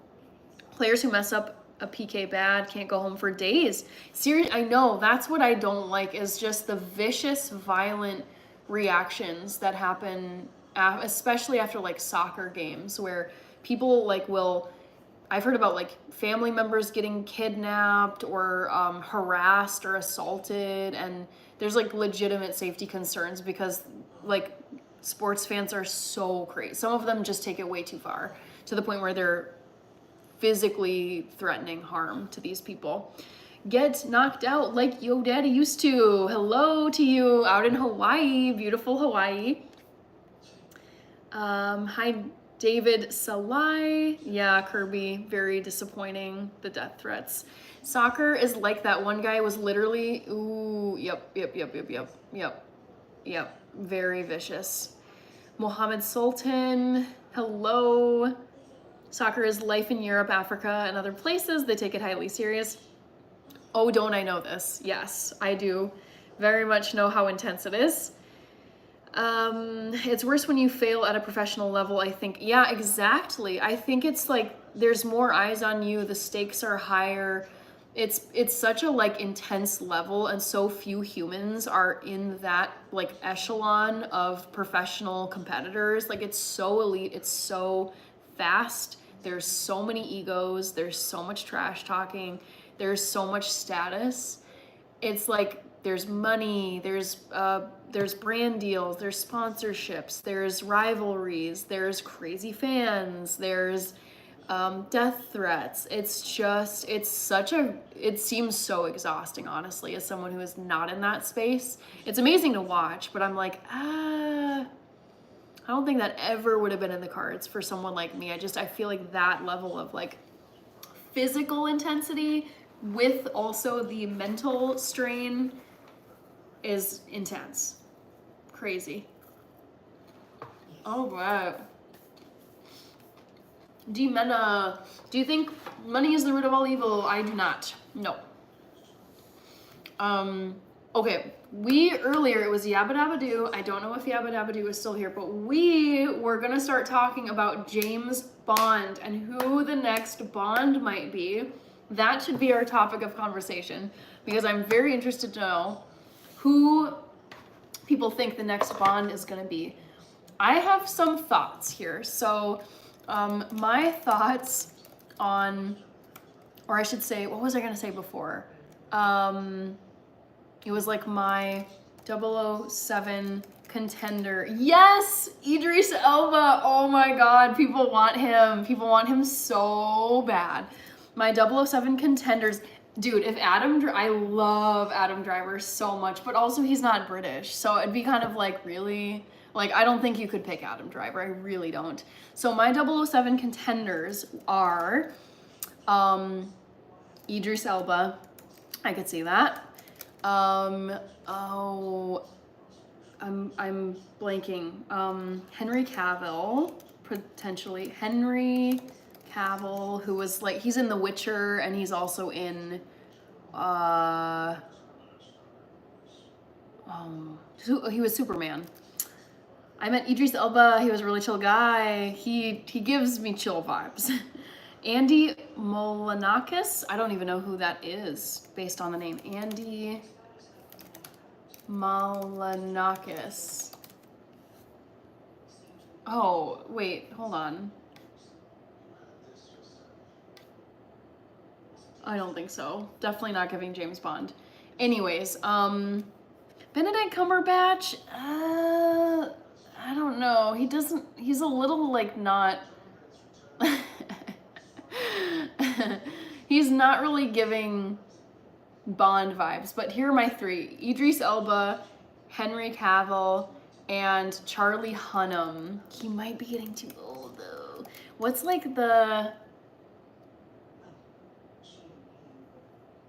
there's other Brits though. Oh shoot, I have a phone note of like British dudes I think would be like really actually like fit the profile. Yes, yes. Oh my God, oh my God, oh my God. I love Aaron Taylor Johnson. I'm obsessed with him. I forgot, like totally. Yep, Kirby. You nailed it. I totally blanked. Yes, thank you. Blanked on, I think he should be the next Bond. Taylor Johnson. Huge, huge fan of his. I feel like his age helps him because he's like, I think he's close in age to me, if not younger. I don't know, it's hard to say. Aaron Taylor Johnson, I think he's a little bit older than me. 34, I'm 31. But I feel like, dude, if you cast this guy as, he's also been like taking on more like muscle roles. He was in Kraven the Hunter. He's gonna be in 28 Years Later, which is like, he's more action-y. I think Bullet Train, he looked kind of like a thug. I was like, I'm not used to seeing you like this, Aaron. But I feel like if you cast this dude as James Bond, I mean, he totally looks like James Bond in my head, like the typical traditional look of James Bond. He's 34, which means he's got like a good decade plus to play, because it's like a physical role, lots of stunts. And when I said Charlie Hunnam, I was a little hesitant because of his age, because he's already, I think he's in his 40s. How old is this? 44. So I think he's just, I mean, it's not old, but I'm just thinking like if you wanted to have multiple, like look at Daniel Craig. He was in 4, 5 Bond movies. Casino Royale, Quantum of Solace, Skyfall, what was the last one? No Time to Die. I feel like I'm missing one though. But yeah, Aaron Taylor Johnson, number one pick. Number one pick. That dude that plays Thor could be, yeah, what's his face? Not Liam Hemsworth, but I think it's Chris Hemsworth. Matt Bomer, I could see, he's a little more like, I feel like he's a little more like stylish suit kind of, which I guess is Bond, but he doesn't give like the muscle as much as I would imagine Bond. He's funny too. Tom Hardy, I can see, but I think Tom Hardy is another one where he might be a little bit too old. Tom Hardy, I would guess he's like 45. Let's see how close I am. 47. 47. Yeah, I think he's maybe a little bit too old for Bond, but I'm saying all this, but I'm curious to know how old was Daniel Craig in Casino Royale, because that was his beginning role.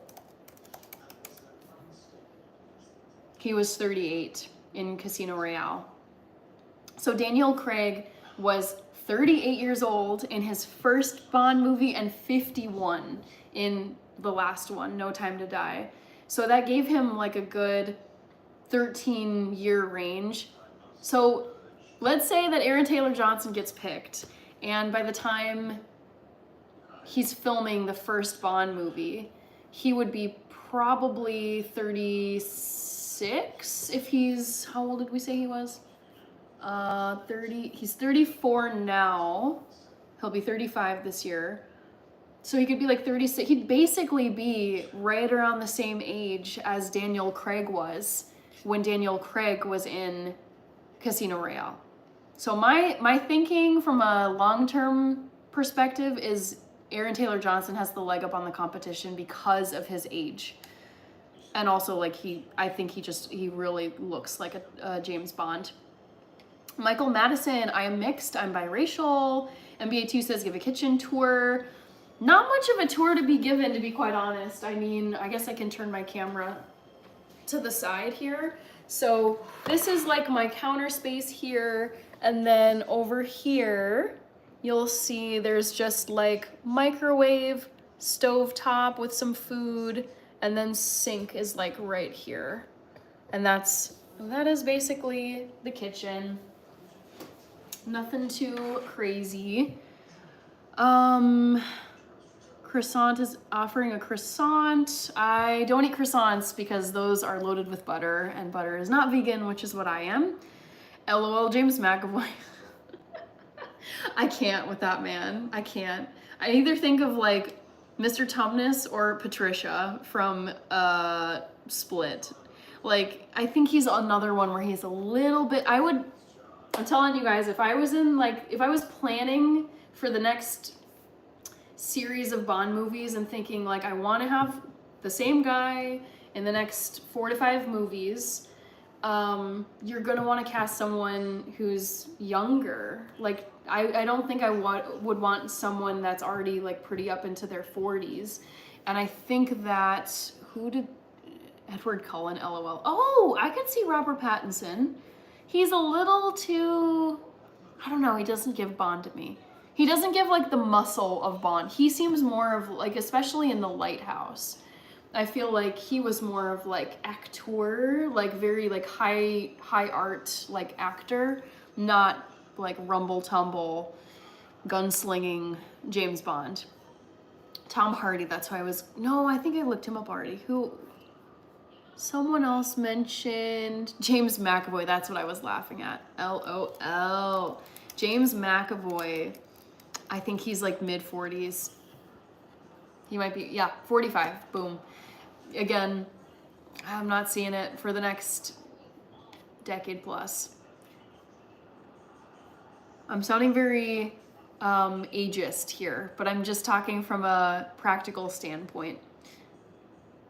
Edward Cullen, so that would be Robert Pattinson. I like the Henry Cavill pick. He's another one where I think he's very handsome. I could totally picture him as Bond. But he, I believe, is mid-40s. Early to mid-40s. But he does look very Bond to me. He's 41. That's doable. Yeah, at this point, I'm rooting for Aaron Taylor Johnson. I'm such a fan. He just fits it so well. He'd be like a little different. I don't know. He's cool. Nice tidy kitchen. You definitely hired of Indian food. Yes, I make Indian food. Imagine Jonah Hill as James Bond. Oh, there would be some, it would have to be like an SNL skit or something. Some of these actors where it's like, oh my goodness, can you imagine them playing James Bond? Robert Pattinson in Tenet could have played Bond. Oh, Pattinson. I think I might have read it, like, I knew who you were talking about, Kirby. Patterson. It's close enough. Ooh. Amazon may make some shorts for TV. Ooh. Wait, what? Are we still talking Bond here? Harry Potter? Ooh, no. Daniel Craig would, or not Daniel, Daniel Radcliffe. Daniel Radcliffe would be horrible as James Bond. He's not coordinated. He's not action-packed. Honestly, he does not have the stature of Bond. He's very, very short. I don't think it works. I really don't. Amia says yesterday. Hi, Jacob Roth. Welcome to the live stream.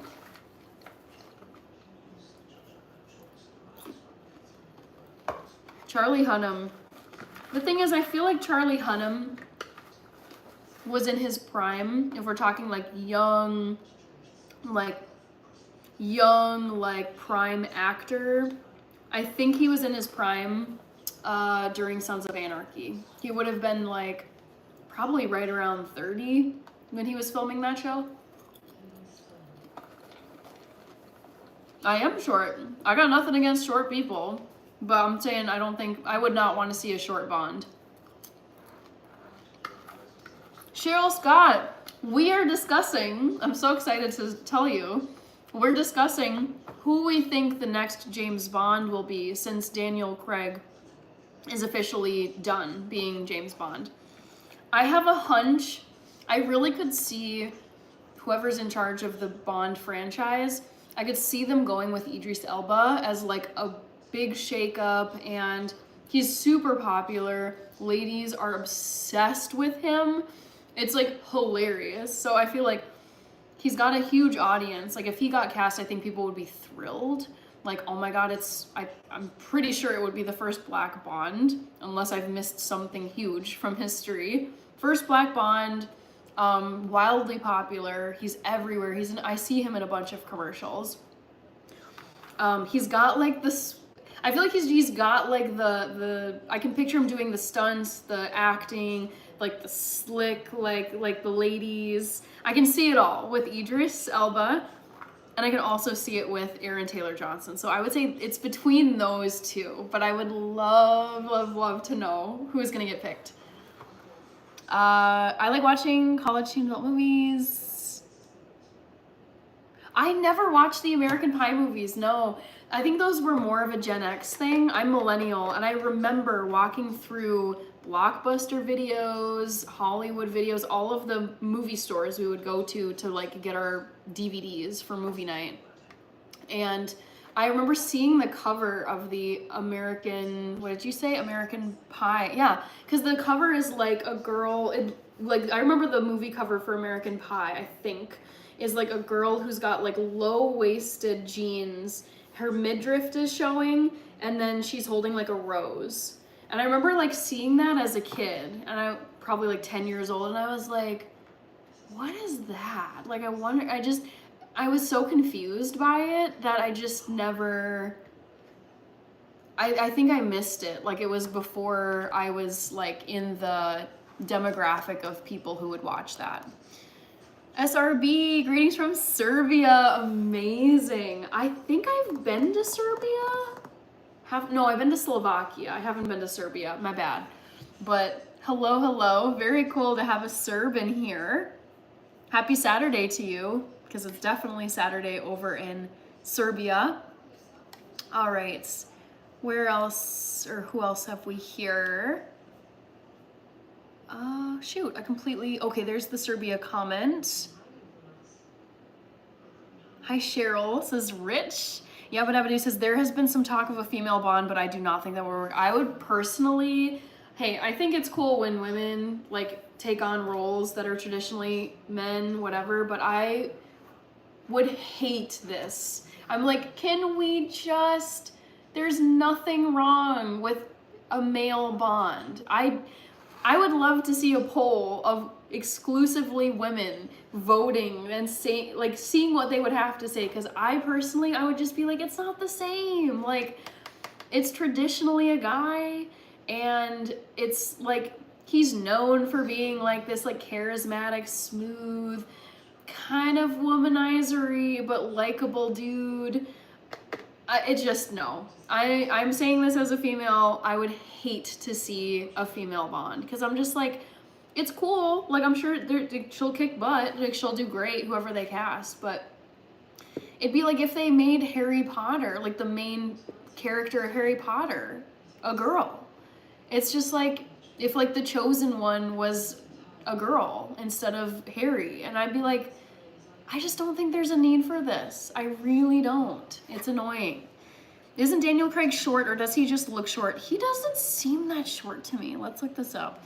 Daniel Craig height. Oh, no. He is not short. He's 5'10". To me, anything that's like basically around 6 feet is not. That's tall for me. But again, I'm 5'4", so this seems very tall. I guess compared to other, I'm sure there have been taller Bond actors, but that's, to me, Daniel Radcliffe is like 5'5", but yeah, Daniel Craig is 5'10". Why is my browser failing me over and over here? All right, Novak Djokovic. Yes, I did know that. Amazing. There's a Serbian player that I really like in the Premier League. Let me look him up. Serbia is a kick-ass country. You guys have like some pretty legit athletes. Isn't the Joker Serbian? Djokovic? Not him. Shoot, not Novak Djokovic, but the Joker in the NBA. Yes, Nikola Jokic. Oh my God, I love him. I don't even like basketball, but the few games I've seen, he was in it, and that man is a beast. I love Nikola Jokic, and there's a Serbian soccer player in the English Premier League. And what is his name? Oh my God. Okay, Serbian person. Are you still here? You are still here. I'm seeing you. One of my all-time favorite players in the Premier League was an old Manchester United player named Nemanja Vidic. I'm sure you know who he is, but did you ever watch Nemanja Vidic play for Man U? One of my faves. All right. Mehmet is saying come to Turkey. I almost went to Turkey, but I was derailed. Let's see here. He's got a huge audience, was worried there for a second. What did you, oh, okay, I understand what you're saying, Mr. Croissant. Oh gosh, I was at Nice Awesome Lovely's comment or question. What did you want to be when you grew up as a kid? Multiple things. I wanted to be a professional soccer player / Mia Hamm, because I grew up watching Mia Hamm. I wanted to be a spy for a while. I wanted to be, I feel like there's another profession I considered, but I can't remember. And then more like in college, like as I was actually like getting an education and thinking about my job and career, I really wanted to be an attorney.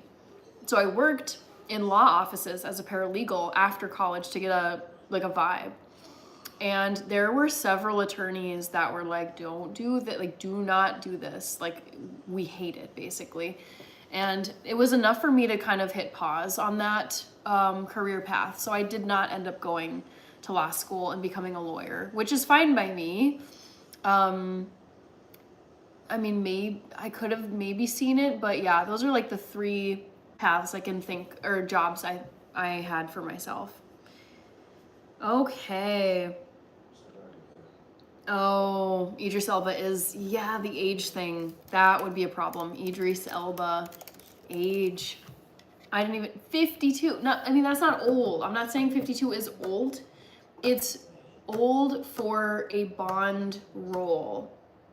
Okay, hold on. This is throwing me off. Denzel Washington is 70 years old? Wait, can we just like stop and like acknowledge this? Denzel Washington is 70 years old. Does this man look 70 to you? It just came up with the Idris Elba search. And I just saw, what? He does not look 70. Oh my Lord. I'm shocked by this. Wow. Tangent. Sorry, guys. I'm behind on the chat, I know. He all over the place for sure, says Run Jack of all trades. Idris is old. I forget how old he is sometimes. Me too, Herbie. In my head, I didn't even think about his age like I did with Henry Cavill and Tom Hardy and James McAvoy. But yeah, I was like, wait, hold on. He actually is like, he definitely is not in his 30s or even 40s. I was like, no, he strikes me as someone who's more middle-aged. And yeah, he's 52. Candace, I thought that was the cover for An American Beauty. Oh, maybe you're right. I think you're right. Yes. Shoot 'em 41. No worries.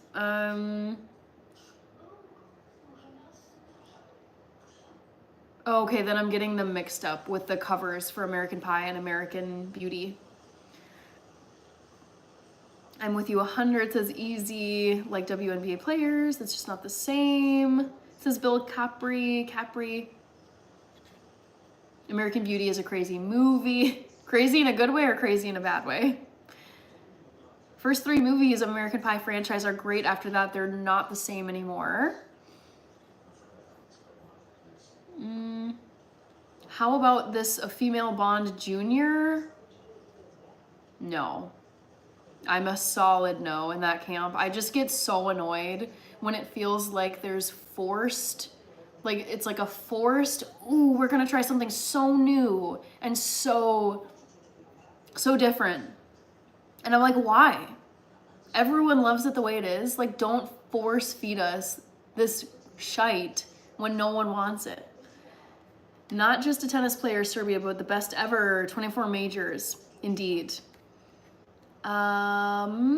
Marie. When it got hot in the oven. Nikola Tesla. Oh my God, what? That's so crazy. Most actors are actually short. They play with perspective to make them appear taller. Is that actually true? I feel like that's not true. The name is Bond, Michaela Bond. Oh. No, I get so annoyed with this stuff, guys. Bye bye Miss American Pie. This is Crypto Crazy. Many stars into I towered over. I thought they was tall. Trixie's is amazing. Do you like pirates? Not real life pirates, but I love the pirate genre. I've watched it several times. There's a wonderful show called Black Sails that's about like the age of piracy back in the it probably would have been in like the 1700s. Like that's the setting. Phenomenal show.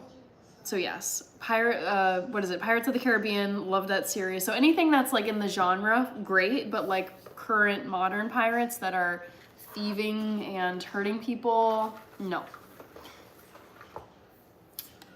Hi Dexter.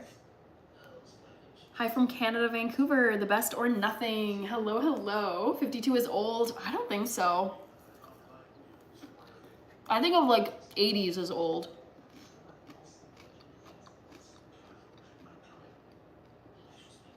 Oh, I'm sorry about that, Candace. Shoot. Yeah, Danielle Spencer. Okay, I'm one of the people who really, really liked Gladiator 2. I know some people did not like it. Someone mentioned it even earlier tonight. Not a fan.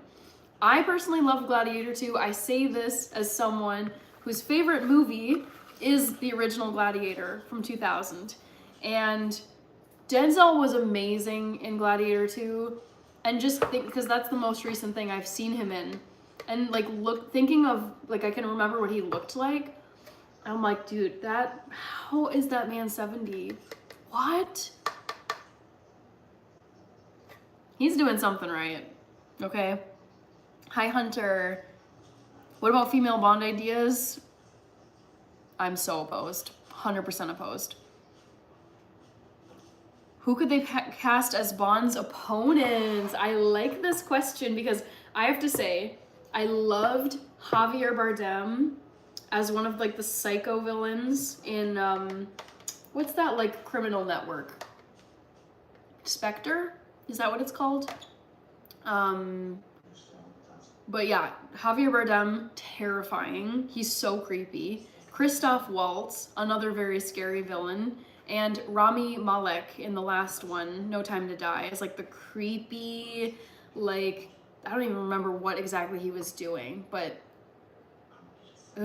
they're all just, they give you like the heebie-jeebies, and I don't know who they would cast as like a villain opposite of, let's just say Aaron Taylor Johnson, because you guys doing all those quick checks of the age and how they look and whatever, I'm like, I just feel like Aaron Taylor Johnson has to be a shoo-in. There's a couple young up and coming dudes. Like, what's his face? He was in Baby Girl. Oh my God, this is killing me. What's your name, boy? Harris. I think Harris Dickinson. But he's a little too baby, I think, for Bond. Oh, I'm wrong. I'm totally wrong. He's 28. You guys, Harris Dickinson. Let's not count this boy out. Okay. He could be Bond. And he's 6'2". Let's see. Hi, Marqueso, 1600. Jonan Garrido. I am half black. Hi, Sumik. Just got off Call of Duty, too many L's. Oh no. That's okay. Invictus, I am very interested to hear your thoughts on this, but we've been discussing who is going to be the next James Bond because Daniel Craig is officially done. No, I didn't like the female Doctor Who. Again, forced. It's been great all of these years. I've loved the different doctors that they've cast. But I'm saying, like, okay, the original, like, source material, if it's Sherlock Holmes, if it's Harry Potter, if it's James Bond, if it's a traditionally male or female character, I just don't think there's reason, unless you've got a widespread, like, uprising among the public to, like, that's demanding we have, like, a gender flip. I'm like, this doesn't, there's no need. There's no need for this. It's just so unnecessary. Let's see here. We've got Rich saying American Beauty is hard to describe, very dark but thrilling. Okay, I'm getting it way wrong then. I think I'm getting movies mixed up.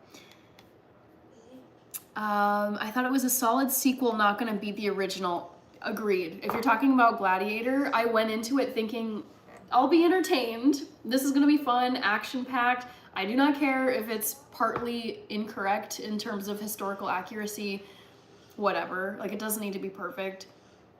I thought it was great. I thought it was super entertaining from beginning to end. I liked the actors.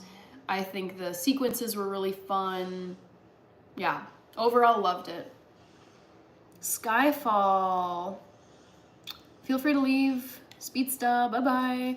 TTRO was me hitting enter the quick. Oh, I see. All the best YouTube channel. I vote Idris Elba for Bond. Okay, that's what I was thinking, Invictus. However, age is a huge consideration here.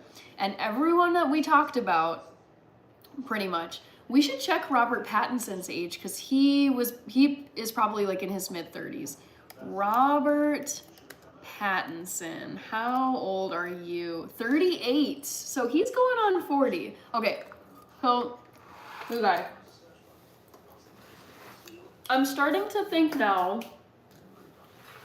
So this is where I'm landing on the Bond question. Who is the next James Bond when you're thinking about look, build, height, and age.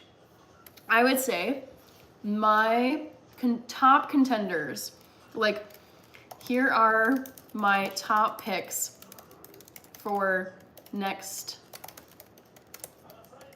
I can't type, next Bond.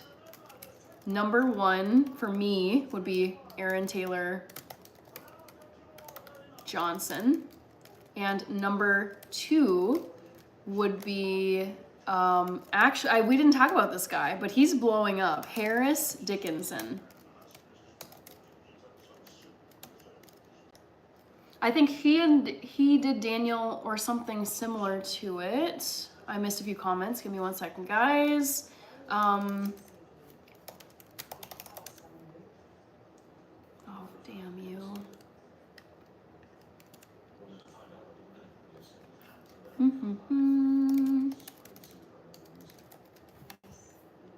Cool. Yeah, those are my top 2 picks for the next Bond. I think age is on their side. And I think they'd fit the role very well.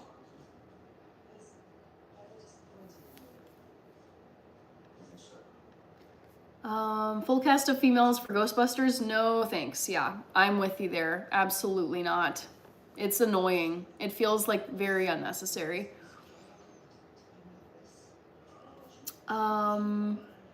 Let's see here. Candace says, I think when directors unreasonable demands from an audience, it's so hard to execute and market because it feels like they don't stand by the integrity of the project. Yes. Robert is busy with Batman. Oh, that's a good point. I completely forgot that he was in the newest Batman movie, I think. I didn't really like the one he was in because it was 3 hours long. That was a painful watch, you guys.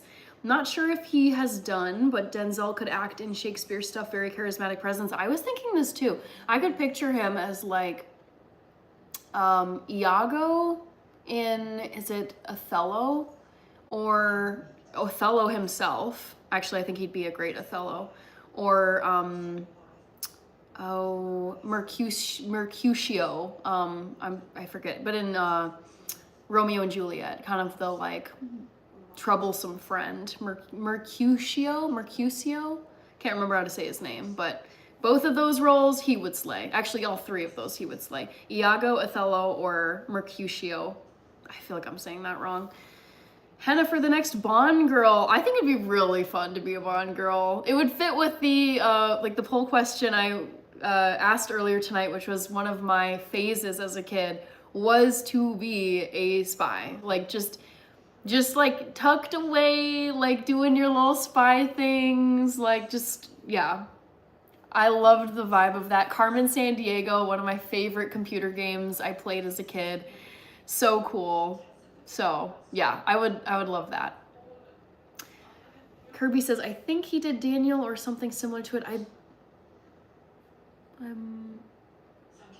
Oh, I see, you're responding to Daniel Spencer. Okay, got it. I like the way you type, says Tycoon. Roger Moore was 57 in his last Bond role. Okay. The Tragedy of Macbeth and Othello, Daniel Spencer.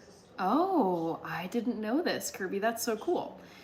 Andrew says, hi, I'm new. Welcome, Andrew. We're just talking about who the next Bond will be. It's been very fun. Vaitu says, sup, Bond girl. Oh my goodness. I think it's really nice that you're streaming and keeping everyone company. I feel really isolated and I'm extroverted, so having a nervous breakdown, it helps me calm down. Oh no, Candace, I'm sorry to hear that. I would say I'm very introverted in that I love just like being, like I don't mind going out to events like concerts, parties, weddings, any kind of like big group gatherings, sporting events. I think crowds are really fun. I think they're really entertaining, but I just feel like mentally fried. Like after, I feel like the battery life on social events for me is a lot shorter than other people, where it's like they just want to be out all the time. I'm like, no, I love it, but there comes, I quickly am like, okay, I need to like go home, get some sleep, eat some food, just like listen to a podcast and kind of like wind down. So I'm sorry to hear that it sounds like you're very much like wanting to get out, Candace. I'm not a nurse, I'm not a doctor. This was a topic of conversation earlier, rubs, but I am absolutely terrified of blood and needles. So I would make a terrible healthcare provider. That was out of the cards from the beginning for me. That song, Wobbly Crash? I think Wobbly Cash. Did I miss anybody? I don't think so. What's your favorite slasher movie? Sniper Boy 57. It's probably got to be like the Halloween movies. I don't tend to watch a lot of slasher films. It's not, I love horror, but I tend to go more for like the zombie genre, post-apocalyptic, or like paranormal stuff. But in terms of slasher, I've seen like all the Halloween movies, so I would go with Halloween. Mr. Michael Myers, who will not die. Marqueso 1600. I remember that Carmen Sandiego game. She wore yellow. Did you play the Oregon Trail game? I don't think I played the Oregon Trail game. It's not familiar to me.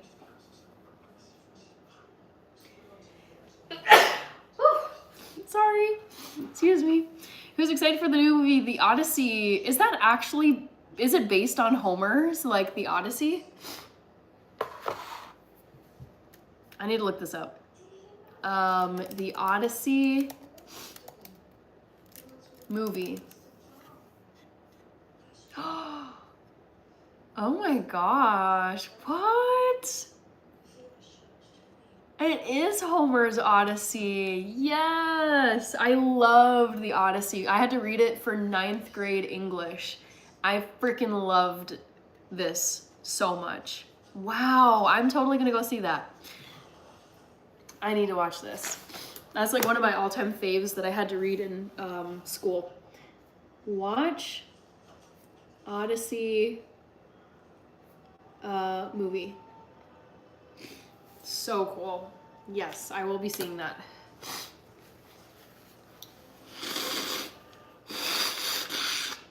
Sorry guys. Ooh, I don't know what happened just there. 4.94K. You guys, we're almost to 5,000 subscribers. Which means I gotta start filming my 5K subscriber special because it's coming. Like the 5K milestone is coming.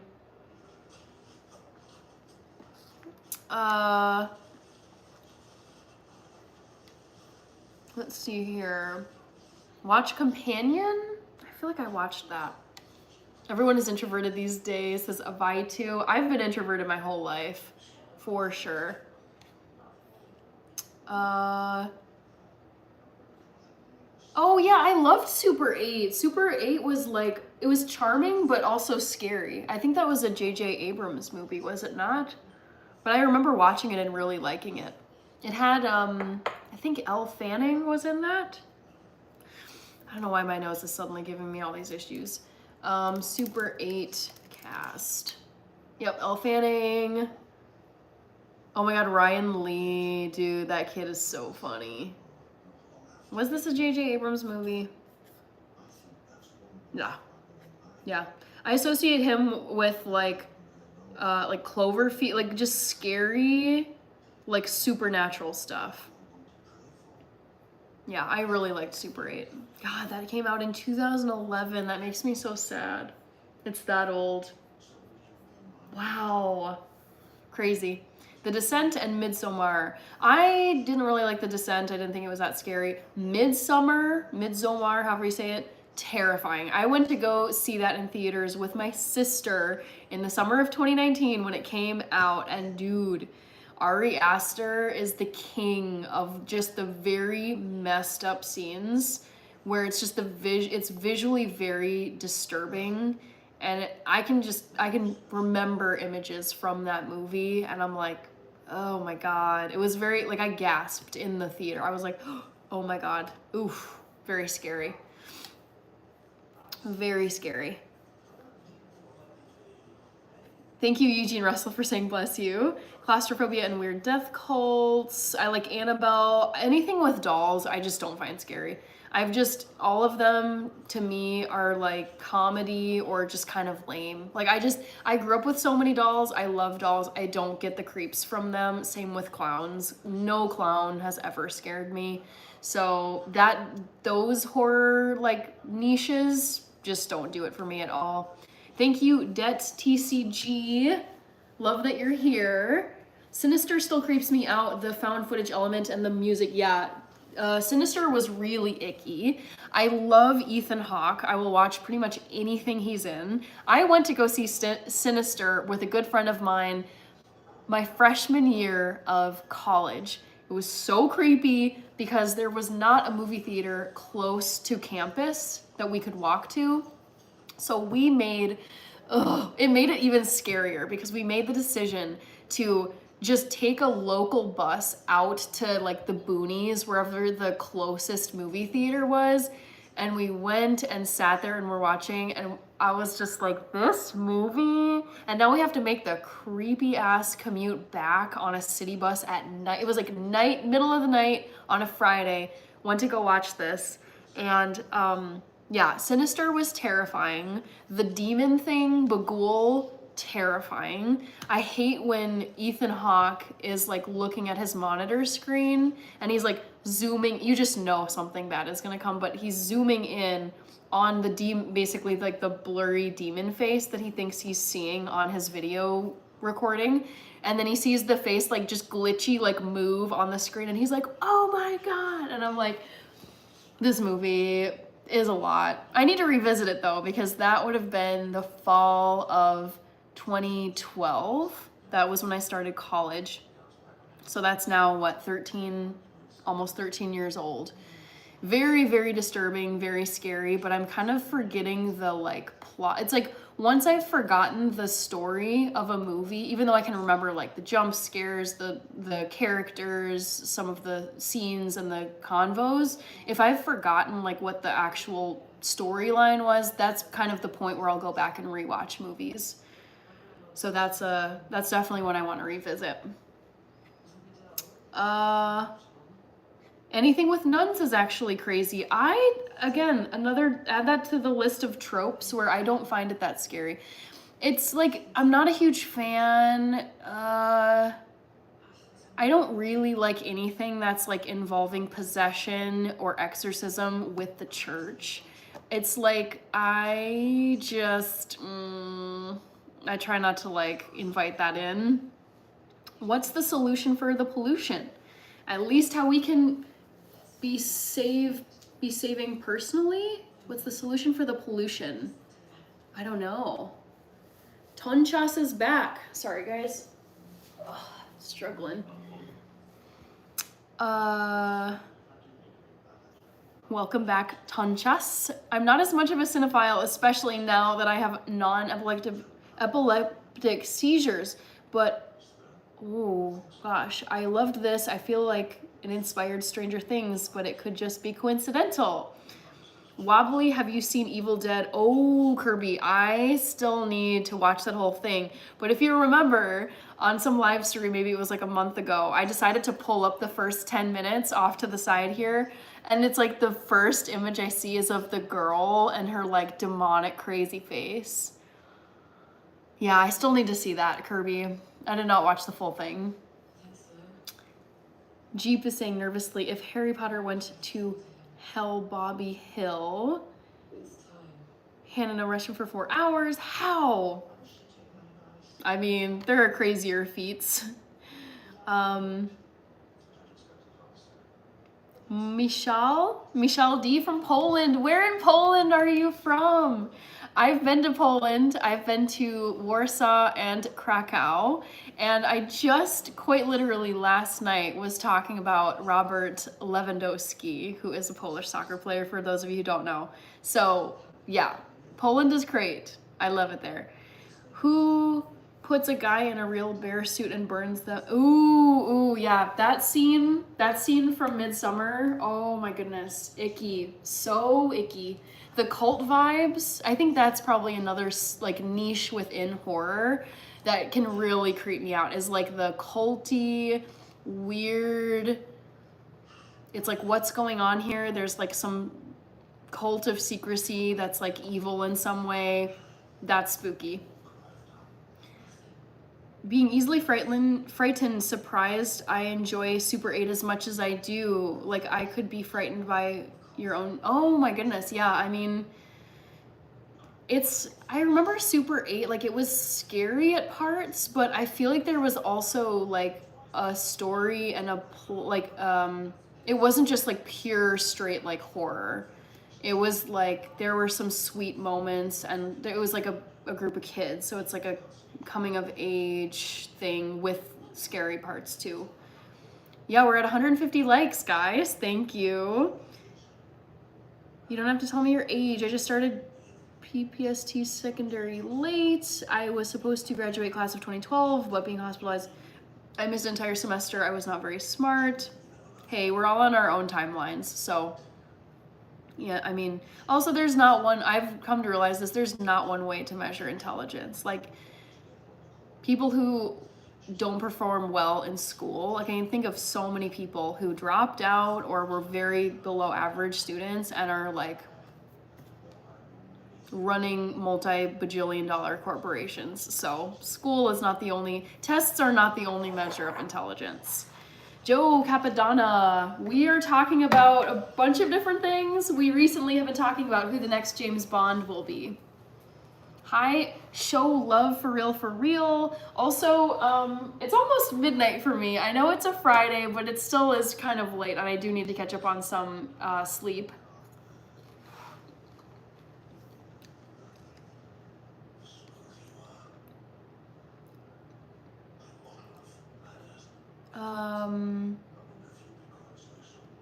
Let's see here. Rubs says Cinderella's Curse 2024-2025.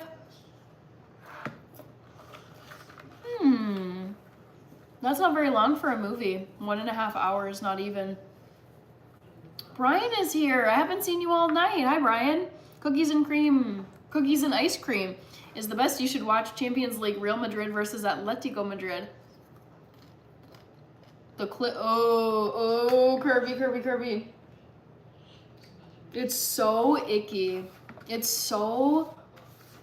made me so mad. Like, I'm a person where I tend to not like joining groups. I don't like groupthink.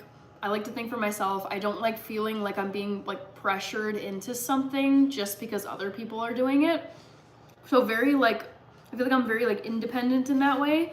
So with Midsummer, the whole time I was watching this, I was like, aren't any of you people getting like the creepy cult vibes? Like, you can just leave before it gets 10,000 times worse.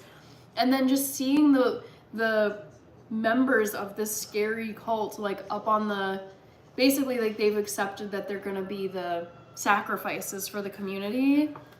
The cliff scene. Oh, I can never unsee that, Kirby. It's so gruesome. It was like the slow-mo close-ups of them once they've made their final leap. Oh, icky. So icky. Hi, Ahmed. Hi, Goofball. Hi, Tim Boatwright. Good to see you.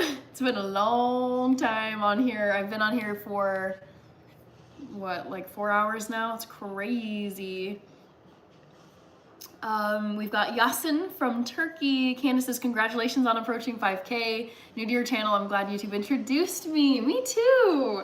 I really love these live streams because it's like I get to see people who come here all the time, the regulars, and then there's also tons of new people who I get to meet. So it's nice chatting with you, Candace.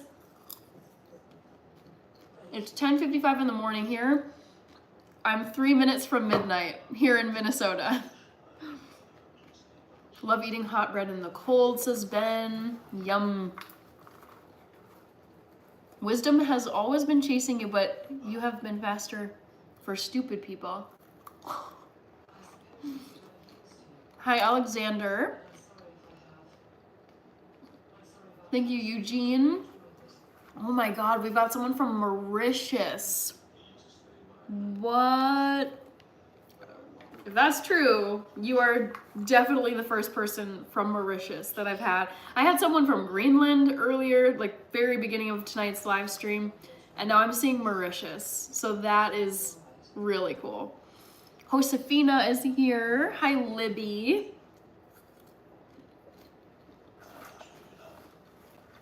I feel like I haven't made much progress with this popcorn. Ooh. Do learning. You're asking the right question. What's my favorite Taylor Swift song? The last 2 days, for whatever reason, I have had the song Welcome to New York, track number 1 off of 1989, came out in 2015.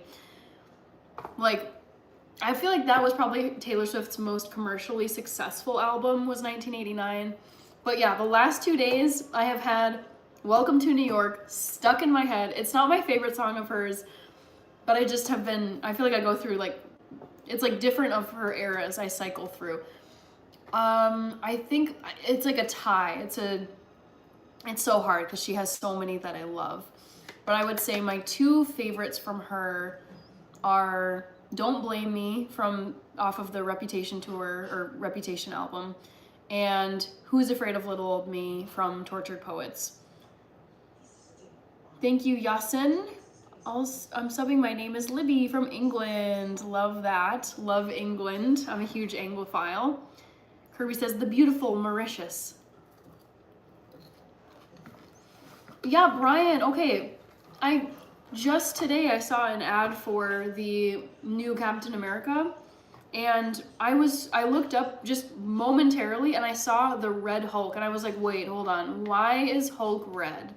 Could someone explain what's going on? Kirby's heading out. Bye, Kirby. I should head out too, but hopefully I'll catch you on Sunday.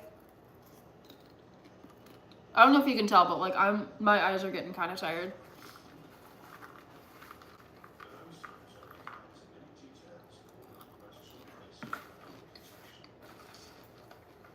Happy Saturday to Kirby. Yeah, it's exactly midnight for me, you guys.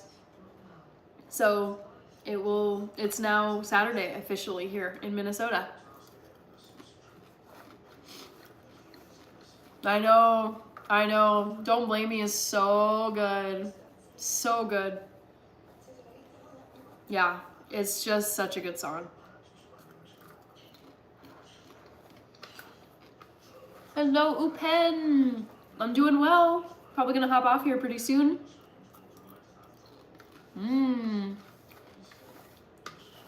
Hallo, Ton. 631. Wie geht's dir? Yeah, Brian, I have no plans on seeing the Captain America movie. No interest. 5 different Hulks? What is going on? What?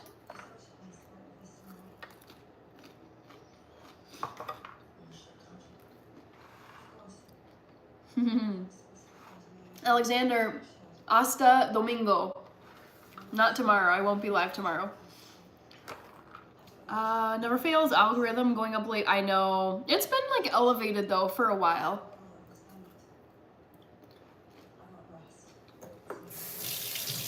All right. Yeah. Popcorn time. It's been popcorn time for a while this evening. I should get going though, because I've been on here for a long time. So, let me get to the last of these comments and then head out. Only King Gaming. Danke, says Tone. Hi, Libby, Leah, and Mia. Like the shirt. Thank you, Jack Edwardson. This is a Minnesota clothing company. I'm based in Minnesota. This is Soda Clothing, and it's basically a Minnesota-themed apparel and home goods kind of brand. So they do shirts, flannel, blankets, socks, candles, koozies for like your beer, mugs. This is like a lifestyle kind of brand. And I love Minnesota, so I love this brand. Oh my gosh, you're here, Chica. I'm so glad I saw your comment because I've been on here for a long time, and I was popping popcorn with my popcorn machine. I don't know if you've seen my popcorn machine or if you have one yourself, but This is the popcorn machine from my college days, so I decided to break it out and make some popcorn. We've been talking about who the next James Bond is gonna be, and I want it to be Aaron Taylor Johnson. I think that was the most convincing pick. But how are you, Chica and TT? Hi, Ebba Fryland. Daughter, mother, love, are you? Hi, Benjamin Brown. Thank you, Libby. Nice one tonight. Yeah, Yabba Dabba Doo. This was a really fun one, and I'm really glad that you brought up the James Bond topic because that is something I've actually been thinking about. Who is gonna come next? I loved the last Bond movie with Daniel Craig, and so I'm like, oh, but he's not gonna be in it anymore. So who is the next guy gonna be? Jack Edwardson is from Minnesota. Ooh, very nice. Love it, love it. Fellow Minnesotan. There's several people in here or who come back to these lives that are from Minnesota. Yeah, Rach is late to the party, but she made it. Better late than never. We've got people saying good morning, which definitely means I've been on for a long time. And now it's technically morning for me. I'm in the AM now because it's after midnight. You're from the Netherlands. Oh my gosh, I've been to the Netherlands. Hi, Santier, Tony Cole. I've been to Amsterdam. It was a full 10 years ago that I was in Amsterdam. Ernest is still here. Brian says, bye, Hannah. Have a wonderful day tomorrow and a beautiful rest of your night or day. Rach says, yes, you made me some a while back. I remember that. Yes. Benjamin Brown, you have more popcorn than Bubble got shrimp. TT went and sat by the TV where your live is playing. Oh my gosh. TT, oh my gosh, she's so cute. Yeah, so let's see. I love like picturing TT at your TV. TT at the TV. Villain Killing Dylan, I'm still here. Honestly, I've been having so much fun talking with people about different things that the hours just fly by on live streams for me because it's like there's been like so many topics. We've talked about like horror genres, we've talked about mental toughness, World Cup, being an empath, who's going to be the next James Bond, my deathly fear of blood and needles, why I will never ever walk into a blood donation bank and cause a scene. It's just like we've talked about so much stuff tonight and it's been so fun. So that's because I'm having so much fun, I just feel like I lose track of time, and then now it's like 4 hours later.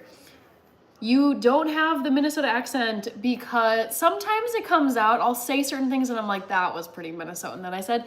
But I've spent so much time out east. I lived out there. I studied out there. I lived overseas. I lived in Germany for a year. So I feel like all of those years, it was literally from the time I left home for college through for the next 6 years after I graduated high school, I was either out east or I was overseas, studying or working. So I think those 6 years being away from Minnesota and then coming back, I hear it more when I listen to local news or even just like see friends who are local here and who have like stayed here. But I really like the Minnesota accent. I think it's really cute. And there's certain things I'll hear back, or when I'm editing a video, I'm like, oh, it's not completely gone. But I don't think people would guess that I'm from Minnesota based on the way that I speak. They know I'm like an American based on the accent, but they just don't know regionally where I'm from. Hi, Pon Malar. Yabba Dabba Doo is saying I'm at 4.95K, you guys. We're so close. We're 50 away. I'm not like desperately rushing to get there. It's more a matter of I'm thinking through what exactly I want to do for the 5,000 subscriber special, because I'm gonna need to start like planning and filming that in the next week or so. Thank you, Chip Broadhead. Yes, we're at just about 160 likes. Hi, Sanjay. Ha, villain killin', drillin', thrillin' Dylan. Love it. Hi, Goofball. Hello, BF. You'd like the Yorkshire accent? The thing is, I watch so much British TV, but I just, the accents. I feel like I can place like the Liverpool accent because of Paul Hollywood on Bake Off. But and like Cockney accent, like those are the two, and then there's like the posh, like with the royal family and the Mountbattens and the Spencers speak like. Yeah, but I still struggle with it. Thank you, MJ Hasnain, I think. Hi, Rilla the Mandrill. I'm not gonna do the truffle shuffle. Thank you, Jay DeLeon. I'm not related to Prince. There's a female disabled actress who I know would be perfect for Bond's opposite. If can find her, I'll drop it in. Oh, I'm curious to hear. I'm actually gonna get going, guys. I'm seeing we're at 160 likes, which is fantastic. So let me drop a reminder in the chat really quick. Reminder, I'll be going live this Sunday at 8 p.m. Central Time, USA. So come back and chat some more on Sunday. Ooh. Can I add spill into that? Yeah, I mean, why not? Hi, Mark. Also, reminder, guys, I am launching channel memberships next week. I posted a video about it on my channel today. So that will be available. It's basically bonus content on the channel. I'm thinking of doing $5.99 as the monthly subscription rate. Basically, it's a membership only benefit. You don't have to have it, but it's there if you want to see additional content on the channel. So I'm going to be launching that by next Friday. So fun stuff ahead. As for now, Mark, I'm actually heading out because I've been on here now for over 4 hours, and I do need to get some sleep. I'm a bit behind on my sleep. Green Day, thank you for your presence. You're welcome, BF. I love these live streams. I think they're so fun, and if I wasn't behind on sleep, I could probably stick on here for another hour or so, but I definitely am needing some sleep. I can really feel it. So I'm gonna head out. I think you have a ghost, Hannah. That's okay. If there's a ghost, like, I feel like my juju is good and the spirits have been good to me. So it's chill. Thank you, Avaitu. Get well and rest. Yeah, I'm well, but I feel like if I continue not getting enough sleep, I will not be well soon. So I do need to get some sleep and catch up. I will be back on Sunday, so I will see you all in 2 days, 8 p.m. Central Time, United States time. Would love to chat with you again. It moved your fridge magnets. That's fine. Like, you know, you do you, ghost, if they did in fact move them. I will go to sleep. I do need to go to sleep because it's like almost 12:15. So I'm gonna say goodbye to everyone. Good night. It's been really fun, and I will chat with you on Sunday. Take care, everybody, and we'll chat again soon.